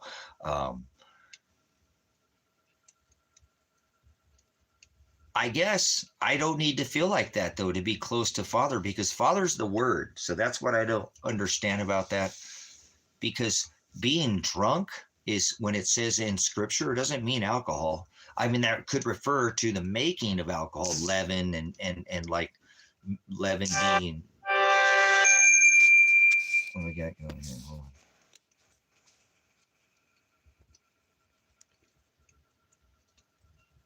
on. Oh, what's going on here? Okay, I'll check. I think it's my insurance bill coming due here. So, but yeah, I don't need to do that to be close to the Word, but I can say that when I was younger and I used to chooch on some herb, I used to feel guilty when I would read the Word, but I felt like when I had chooch a little bit on some herb, I could actually sit down and concentrate a little bit more because I wouldn't have that whining million-mile-an-hour brain. I could sit down and concentrate, and the Word was there, and it was a little easier for me to comprehend, and I got over that, like, went back through the beginning in Genesis, Verses, and I went, dude, it's not what goes in a man or a woman that defiles them under this covenant. It's what comes out of the people. So we're not, or you use some kind of other medicinal, we'll call whatever it is. I don't care what it is. It doesn't matter. As long as it's not some pharmakia type of sit, and there is, but I'm not talking about these heavy narcotics and all these things they give people, which don't make anybody better. There's just a temporary to cover the pain until you can get it fixed. Kind of like with my back, it's telling itself, which is a good thing to this day, that if my back is still telling itself to fix itself when some of these injuries are decades ago, that means that my body's still working. You know what I'm saying? My body is still working. The brain and the body and the function are still doing what it's supposed to do, if that makes sense. So thanks for coming in. Good to see you again, Sister Shkila. We're just having somebody brought up some medicinals, asked about shrooms, and we sometimes have the discussion because it's an adult discussion, and people can be responsible about things. Like I said, as long as you're not going into public and operating some kind of vehicle, who cares what your state of mind is, and I'm not saying that you need to get all twisted. I told you I don't need to be like that. To be with the Word, Father's with the Word, to be closer to God. I don't think people know what it means to be closer to God. It's like I put an ad up on the homesteads look for helpers looking for homesteads, and I get those people, those spiritual people, the Naga Champa, bird, tie-dye type, or some weird, type of, gothic spiritual. That's not what, I'm not spiritual like that at all. I don't know why people get that when I say that I'm spiritual. It's not how So I don't know why people why do you need to do drugs to read the word? But I've used cannabis, but I don't consider cannabis a drug. I've been been in the line of, but let's not get into that discussion because that could spark a whole nother, you know. So I just don't know why people need to get all shitty to be close to. You're supposed to be reading the word. Close to God doesn't mean you get all wee woo and Bergnaga and be all weird and do seances and do that. See, now you're being a pagan. Get away from me, pagan. You know what I'm saying? I'm not like that. I'm not that kind of spiritual yin yang nonsense. Take your yin yang somewhere else. Your yin yang twins. So, all right, good stuff, man. Thank you, Father. I feel it's a good question. And I know that people can though. And that's fine because look, sometimes some people have a hard time even breaking from the world because they're so into the mold of society that it does give them a little bit of a break. Like I said, to me, I remember when I was younger, I used to feel guilty if I would, chooch a little bit and then read. I'm like, after I'm like, dude, that was kind of weird. I felt, maybe I shouldn't be doing that because I'm supposed to be hurt. That's not what the word, come on. Father's not going to, you're not defiling yourself by partaking in some, we'll say some adult recreational activities. Or too, that could be some things that you wouldn't even think too. And that's the last that Father gives a crap about. A sin is a sin. Grow up. Are you standing up to the beast? Are you standing up to the church? Are you standing up to law, religion, and the government? Then you're just some watered down nonsense is what you are. You make no sense to me. You're on your own little personal nonsense. And I've been there. I thought, don't do that. Narrow is the way. So, why do people need to do the oogie boogie and, get all wacky weird you're supposed to be reading the word. Father's the word. See, that's the problem with people. They make it into a religion. Spiritualities, Bergen, Naga Champa, sandalwood candles and dressing up and again, tie-dye. That's not a freaking spiritual, you idiot. That's a hippie. And hippies are all right, but my parents were hippies, but grow up. People tell me I'm a hippie. They tell you live like a hippie, dude, but whatever. Do you know what I mean? I'm not, but I don't do that type of, I'm a minimalist and a lot of other ways. Like, well, you live a lot like a hippie. Well, whatever. See, I don't have anything against hippies, but don't call me a spiritual. I'm not spiritual in that way, and I'm not religious. People got me wrong. And so why do people say that, I need to get all drugged out and get all mental and be all mind, wandered to be closer to God? That doesn't make any sense to me, but that's okay. I get it. If it's a mild dose, sure. Now I got it. You know what I'm saying? Absolutely. If you do it in moderation, I think you could. Sure, absolutely. But when it gets off to this weird, beats and chants and mantra, ooh, hocus pocus, get out of here. Get away from me there. I dream a genie, and asking me for wishes and shit now and fortunes, reading my palms and doing tarot reading and all. Get away from me. Freaking demon. Switch from being spirit, you're a demon. Get away from me. All right.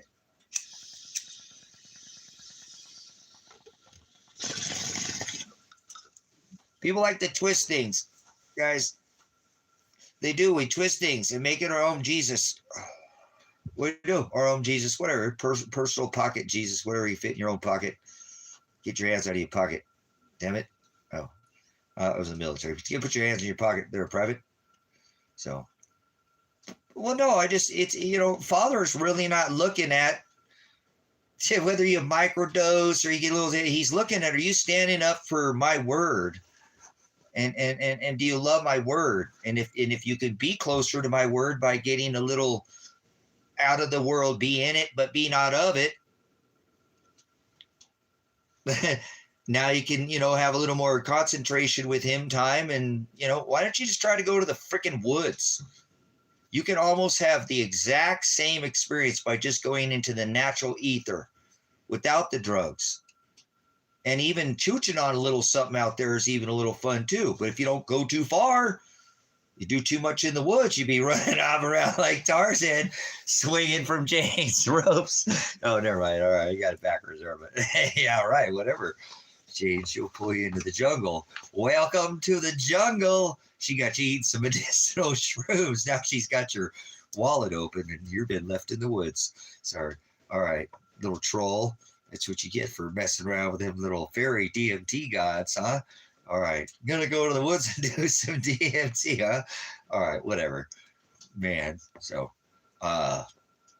people can do whatever they want, guys. You know, again, it's not what goes in a man or a woman that defiles us. It is what comes out of us.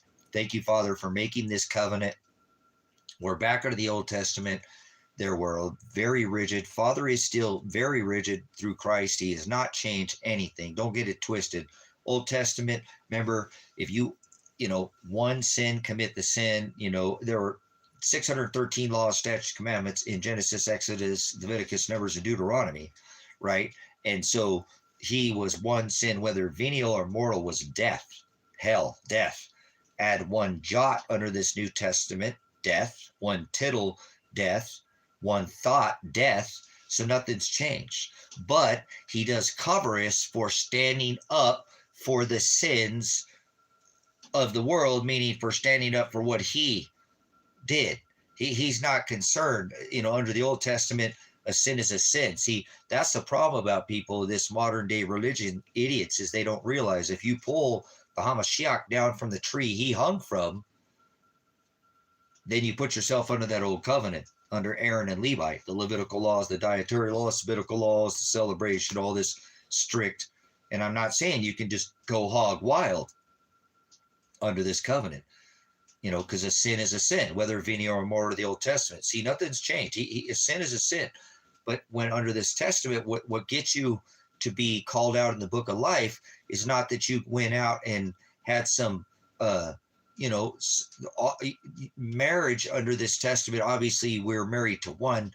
Polygamy is having multiple, and that's Old Testament. But even if you strayed, and you weren't married or, to somebody, and yet that's people, you're supposed to judge with Father's word under this testament, the meek testament, the meek gospel.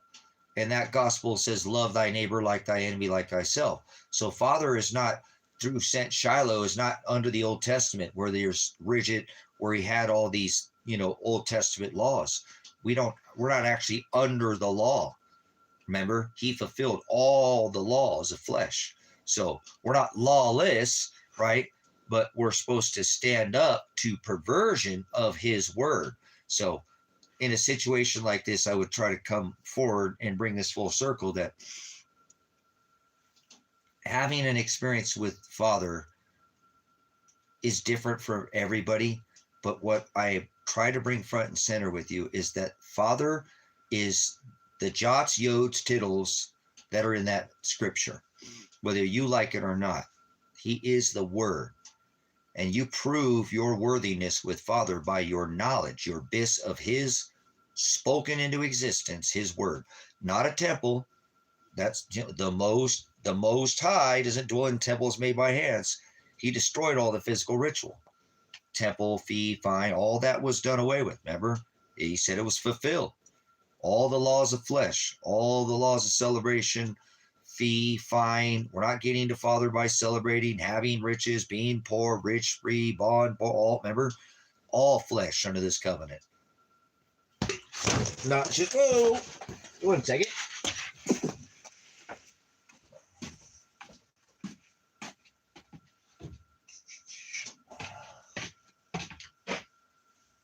Oh, let me get on me, okay. Under this covenant, we're not under the laws of flesh. Remember, the laws of flesh were Old Testament, eye for an eye. Eye for an eye. Can you have sex with your sister? Be fruitful, multiply. Can you have sex with your sister? All these laws of the Old Testament were the laws of flesh. That's what the people are not understanding too. He said, my people shall perish for lack of knowledge. And the knowledge that they lack is his word. He is the word. That word is Hokadesh. That is the word spirit. See, that is something that you can't see. You can't see a spirit, right? Spirit is a word is something that is written down, but the word is spoken. This was spoken into existence. Not some gods in the sky, balls in the sky. Ball god worship. Uh-oh. Ball gods.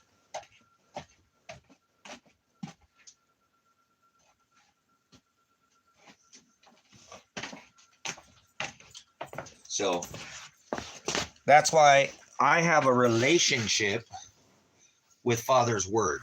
If that's what I do.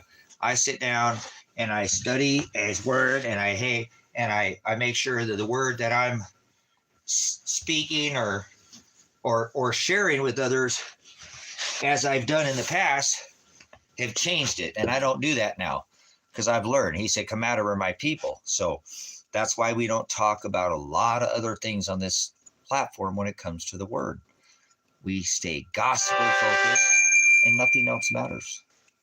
Like Metallica, right? Nothing else matters. Oh, my bad. Damn. Let's see, we got another message here.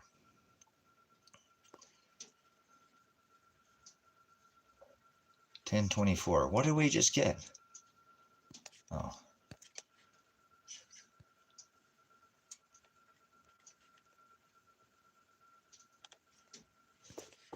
All right. Okay, so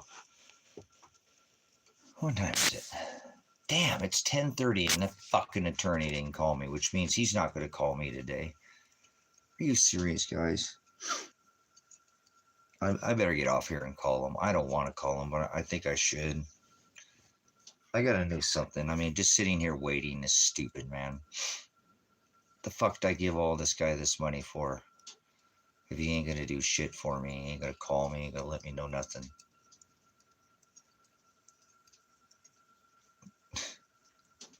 I'm not getting any emails.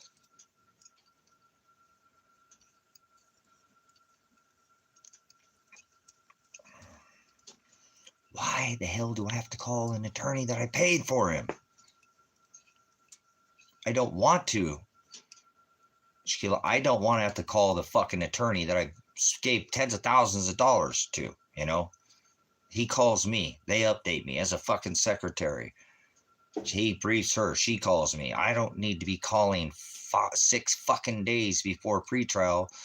I mean, I'm going to have to just to, and I don't want to do the morbid curiosity. I have faith. I'll wait. I don't give a fuck. It ain't going to change. I ain't changing what Father already wrote. You know what I'm saying? Why is the attorney not calling me? I get threatened by, Pat Wolke that I'm micromanaging my attorneys. I hire an attorney, he ain't doing shit either. So he just ain't gonna call it today, I guess. They just don't have any plan. What the fuck's gonna happen? When do they plan on calling me? I have pretrial Monday. It's Tuesday, Wednesday, Thursday. They probably don't do shit on Friday. So if they ain't dropping it, then fucking they ain't dropping it. See what I'm saying? I'm going to fucking trial. And then that means I'm going to trial. And I ain't going to trial without my son and daughter there. I'm going to fucking walk out of that courtroom. I will not stay in there. They're probably going to arrest me. But whatever, man. I'm fucking not going to just sit there. If my son and daughter are not at my trial, I am not going to be there. I am not going to sit there and go with they're on my case. They are violating my 6th Amendment. I'm not going to go through a fucking trial. They can arrest me and I'll figure it out for contempt of court, whatever they want to do. But this is bullshit, dude. I am just fed up with this, Why would I have to call my attorney?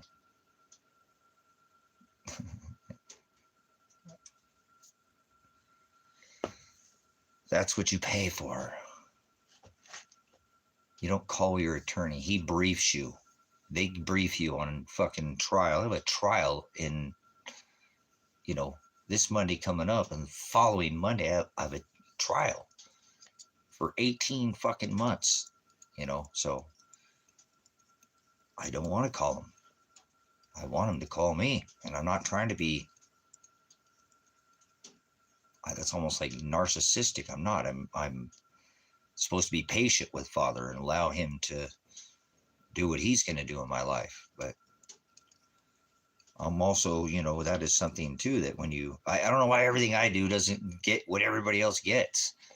When you pay an attorney tens of thousands of dollars, they call and brief you and update you and keep you in the loop, not just fucking do. This is just the same thing as when I had a public pretender. So it's just weird, man. It's Father doing it too. It's like, I don't want to call there, be frustrated and say something stupid. And I'll save that for my big day, December 2nd, so I can have all the energy to just walk the fuck out of there.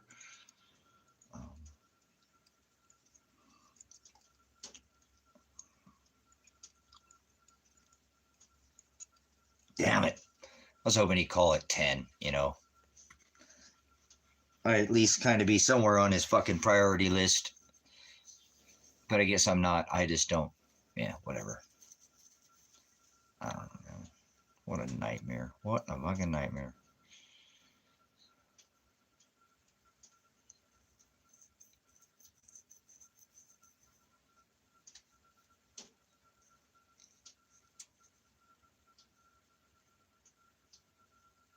How did it even get this far? How's he not called me already?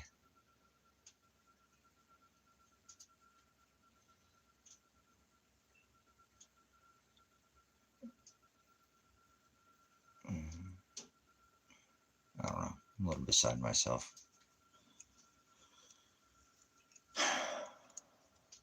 I don't want to push anything, guys. Every time I fucking do something, it makes it worse. Haven't you seen that in this case?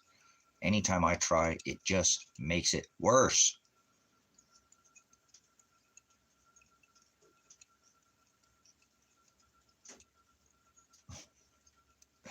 So I don't want to call.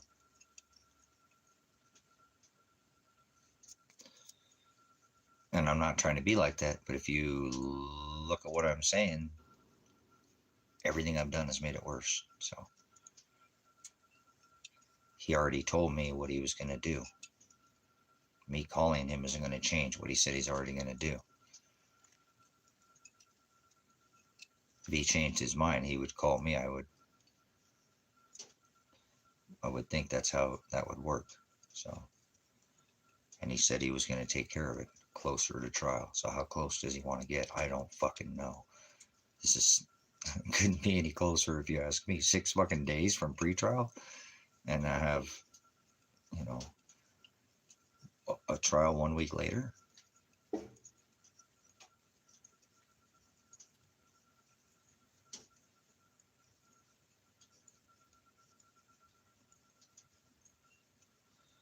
So my tendency is telling me not to call because every time I've tried to do something in this case, it's just made my problem a lot worse. So I appreciate you guys being here because that's what I'm trying to fight is to call him because I don't want to call him. Last time I called him wasn't, didn't get and he won't talk to me about Elijah. So I really don't give a fuck. I mean, I do because it's me, and I have to do it because it's dog and the other and myself. I got try to have some kind of life here until whatever that day or something, But and I am. Thanks for spending it with me. I could be doing anything right now, just sitting there sulking and being upset or doing stupid shit. I don't know, but thanks for spending your time with me. It's been my last days, days if they try to do something to me here with you guys. So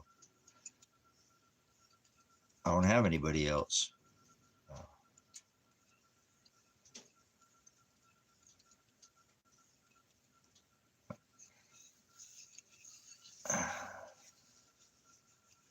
But see what I'm saying? I feel like if I call him, it's going to make it worse. Every time in this case I try, it just makes the problem worse. I mean, I know I hired John, but that didn't do anything. Remember? So far, here I am, 6 days from fucking pretrial and no call. Last one didn't even show up to pretrial. Didn't call. Then they called him. Finally got a hold of him after half an hour. So, oh shit, I forgot to call. Oh, I forgot to tell you, I quit months ago. He quit months prior. Didn't even give me no counsel all that time. I just sit there in fucking limbo. Kind of like right now. 6 days for my pretrial.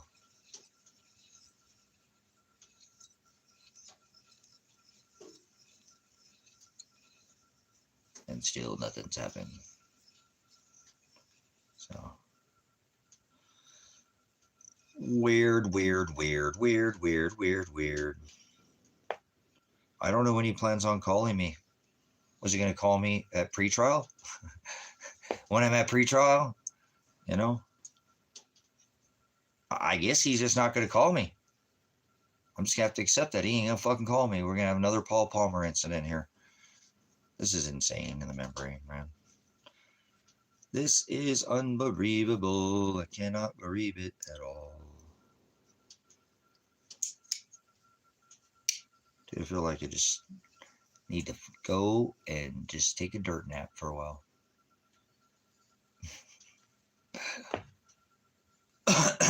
And I don't take naps during the day. Oh, shit. It's still early, too, huh? Oh, man. Time to rest.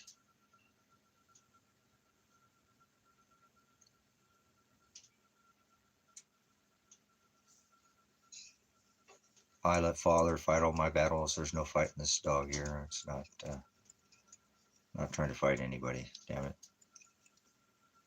What's wrong with this?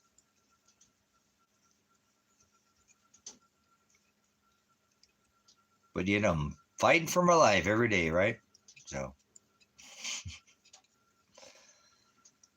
We all are. We all have our struggle. I don't know. I'm just feeling a little bit overwhelmed.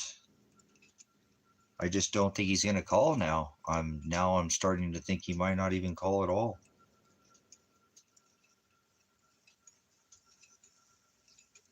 He can't call on Monday because I have pretrial on Monday. It's not my job to fucking need to call my attorney. He's supposed to call and update me. He's supposed to call and brief me. So, I don't know. I guess I'll just go there and drive to pretrial and see what the fuck. What if he doesn't show up? It'll just be another fucking Paul Palmer incident, right? So, oh, man. I don't know. I'm fucking just beside myself that this is even happening. Oh, I don't want this to be happening right now at all. I mean, one of these moments where this is just a fucking terrible moment.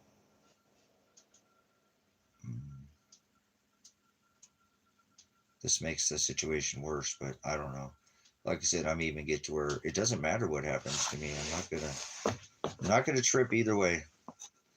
Like I said, I think at this point, if they're gonna try to lock me up or whatever, and that's their plan, well, then I'm just gonna go there. And if my son and daughter aren't there, I'm not gonna fucking go on that witness stand. Fuck no. I don't have to go on the witness stand. I said, where's my son and daughter? I need to have them here. You're trying to bring charges against me saying I caused my son not to stop. Where's he at? I have the right of discovery of him to bring him call him as witness in my favor and in the suppression of evidence. Where's my son at? Where's my daughter at? So they're not gonna like what I have to say. I can kind of already see maybe this is where it's leading. I don't know if John's gonna. I don't know. I don't know, man. I'm just fucking perplexed right now. Why he wouldn't call me today? Maybe Monday is the first day, but I sort of thought that he would have called me first thing today. I know that office is open up at fucking 10 o'clock right now. And, maybe he's got a call down there. He said he's called down there last time, but it was, I don't know, a month ago or something. And he said it's a shit show. So maybe he can't get a hold of anybody down there. I don't know. I'd sure like a fucking update. So.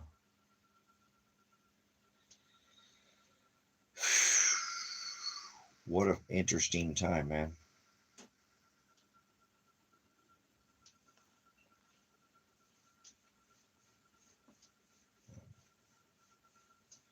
All right, well, I don't have any solution to the issue. I don't. Should I call him? Maybe I should, but I don't know what that's going to do. It's not going to change anything. I don't have to remind my attorney to do anything. He'll do what he needs to do. He'll do what, right? So maybe I should just let it go and wait and see. That's fucking crazy, man.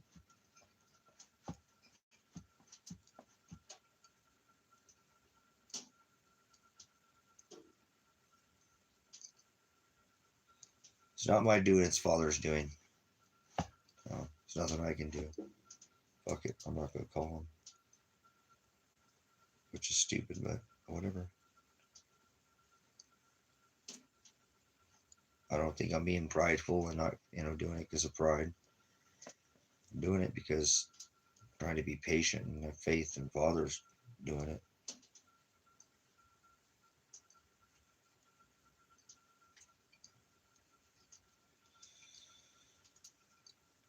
All right.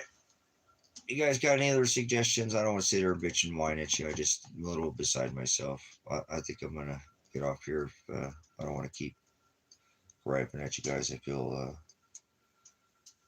horrible today. I don't feel very good. I mean, I'm all right. I'm just a little beat up. The tattoo got me pretty good, so I'm a little but that's okay. I'll be all right.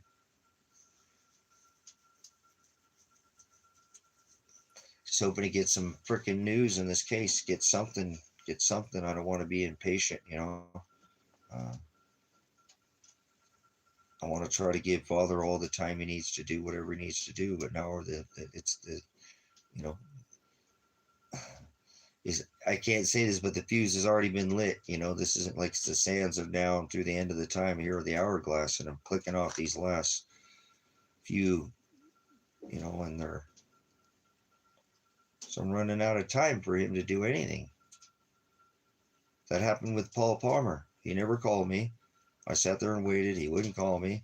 I did call him, and then I got correspondence, and then he never got back with me, and then I just waited, and then he said he quit or whatever. And I tried it, no correspondence, and then I went all the way to pretrial, and he wasn't even there.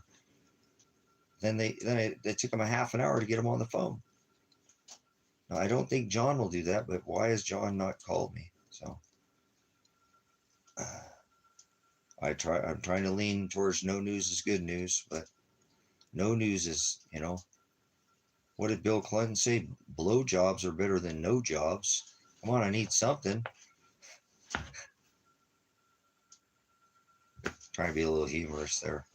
All right, showing you that at least I still have, my head's on straight, right? I'm not going crazy. Just Father's doing it. Damn, Father, why don't you make John call me? Um, why won't you make John call me? I'm gonna have to lean on the side that I'm just gonna be patient, and no matter what's gonna happen to me, it's gonna happen to me. No call to John is gonna change anything. What's it gonna change? He knows he should call me if he needs to call me. I don't know why this need be happening, but it's one of these father things that just he wrote it. It's unfathomable, and it's mind numbing at times. Mind numbing, but I'm glad I have you guys to share this with. Like I said, I'm just. I knew he wasn't gonna call yesterday, so I went and got a tattoo. I was like, I'm gonna go spend that rooftop money for that roof nest and go buy a tattoo because I don't have enough quite for that roof nest. So, but I had enough for a tattoo, so I went and got a tattoo, and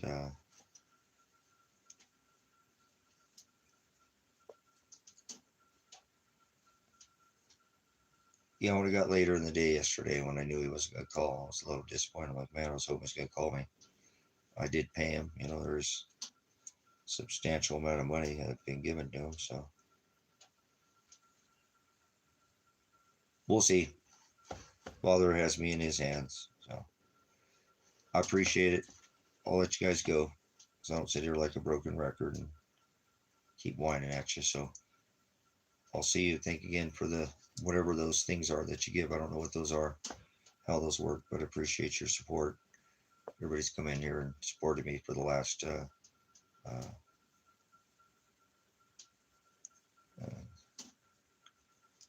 I'm just a little beside myself right now. Just feels weird. Still miss my dog so much, and it's been so empty out here without him, having him out here. I thought a tattoo would make it better. It did. It made it better. A little bit better. So, but I needed to do something for me, and I don't really do it for me because you know that I can use it to share the word, share Father's word. This goes into, into the book of what we get to already teach here. So um,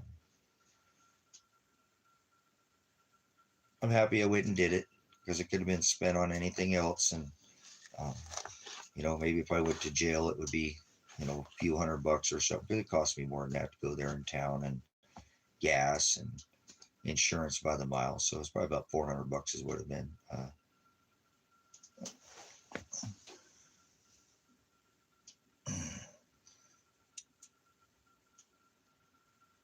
So it was quite the lot. It was quite the scene. He was the 3 hours or something in the chair by the time. So he did nice work with the detail in it, like I was looking for. Kind of had to custom it out. So I like the chain. I like the position on the hand. Looks like a scorpion, like that scorpion tail. So this is all his own custom design that he made it, and brought a few pieces together. And he took 2 hours to draw it. You know what I'm saying? So, and then a couple hours in the chair. So, or a little bit longer than that. So I wish I had money to give him for a tip, but I didn't. I don't normally ever not tip my tattoo artists, but whatever. It's all right. It's okay.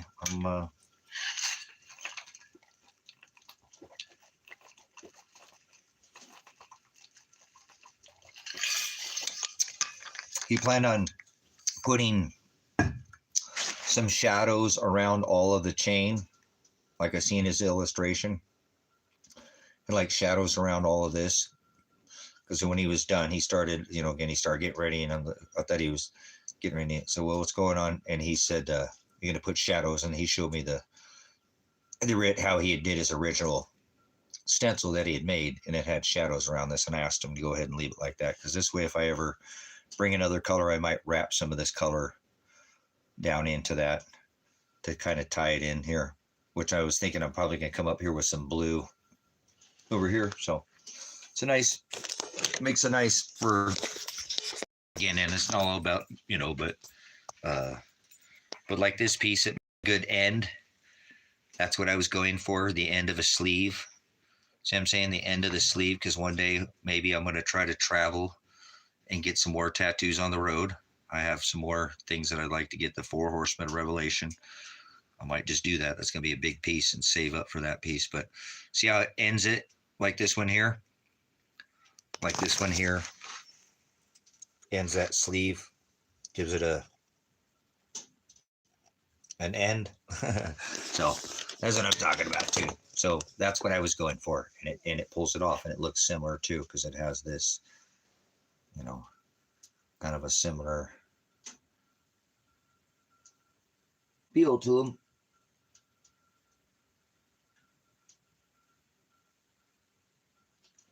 So thank you, Father, for the ability. I sold a flatbed, and I traded for a car,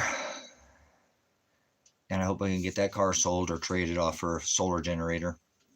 So what I was wanting to take on the road, and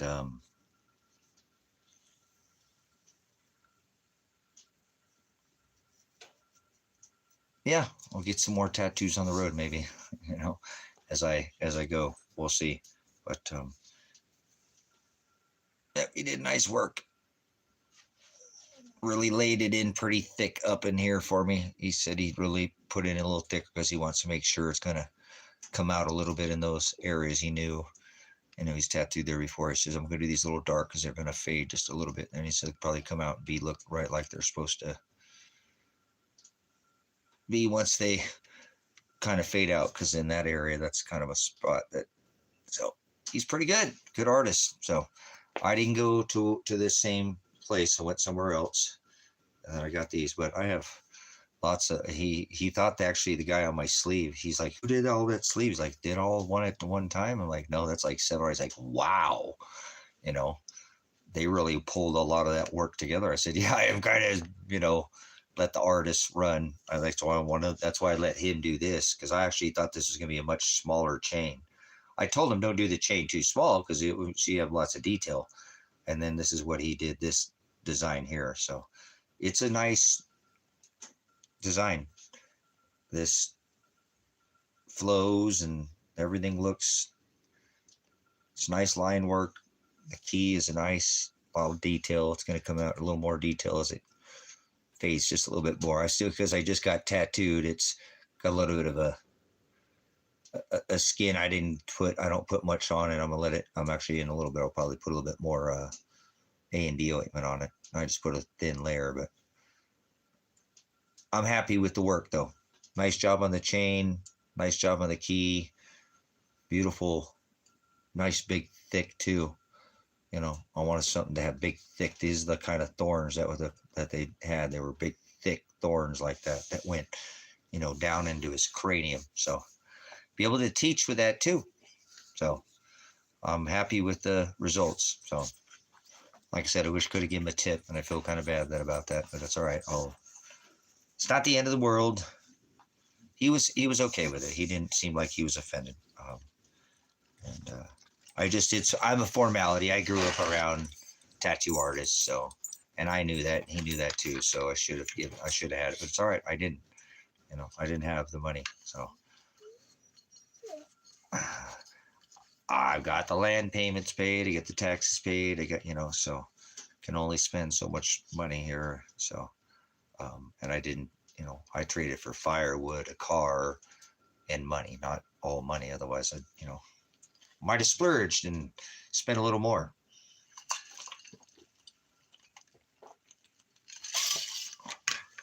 But they can't take your tattoos, so that's what I'm telling myself.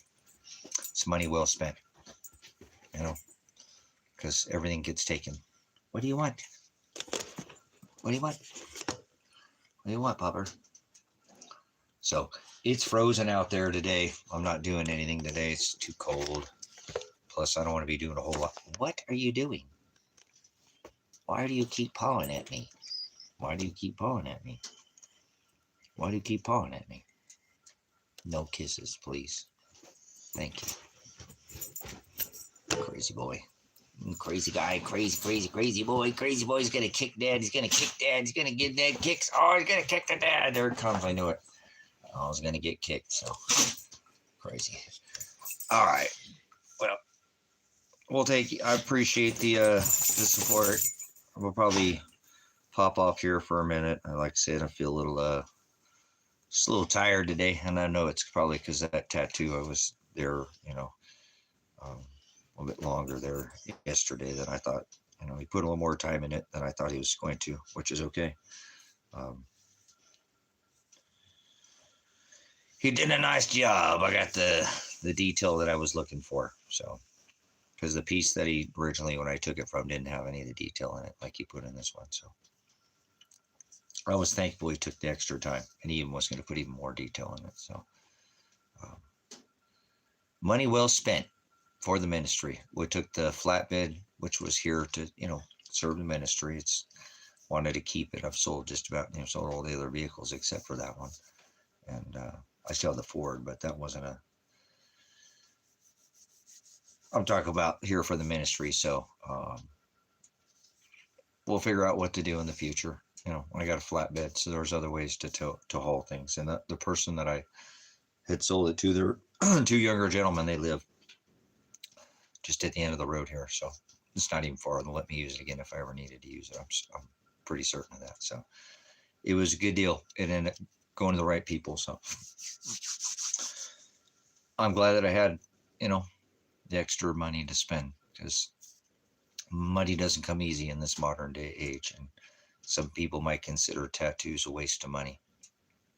And to me, they're not, because I get to share the word of Father with the tattoos. And already got kind of moving into the lesson today. So thanks for being in here.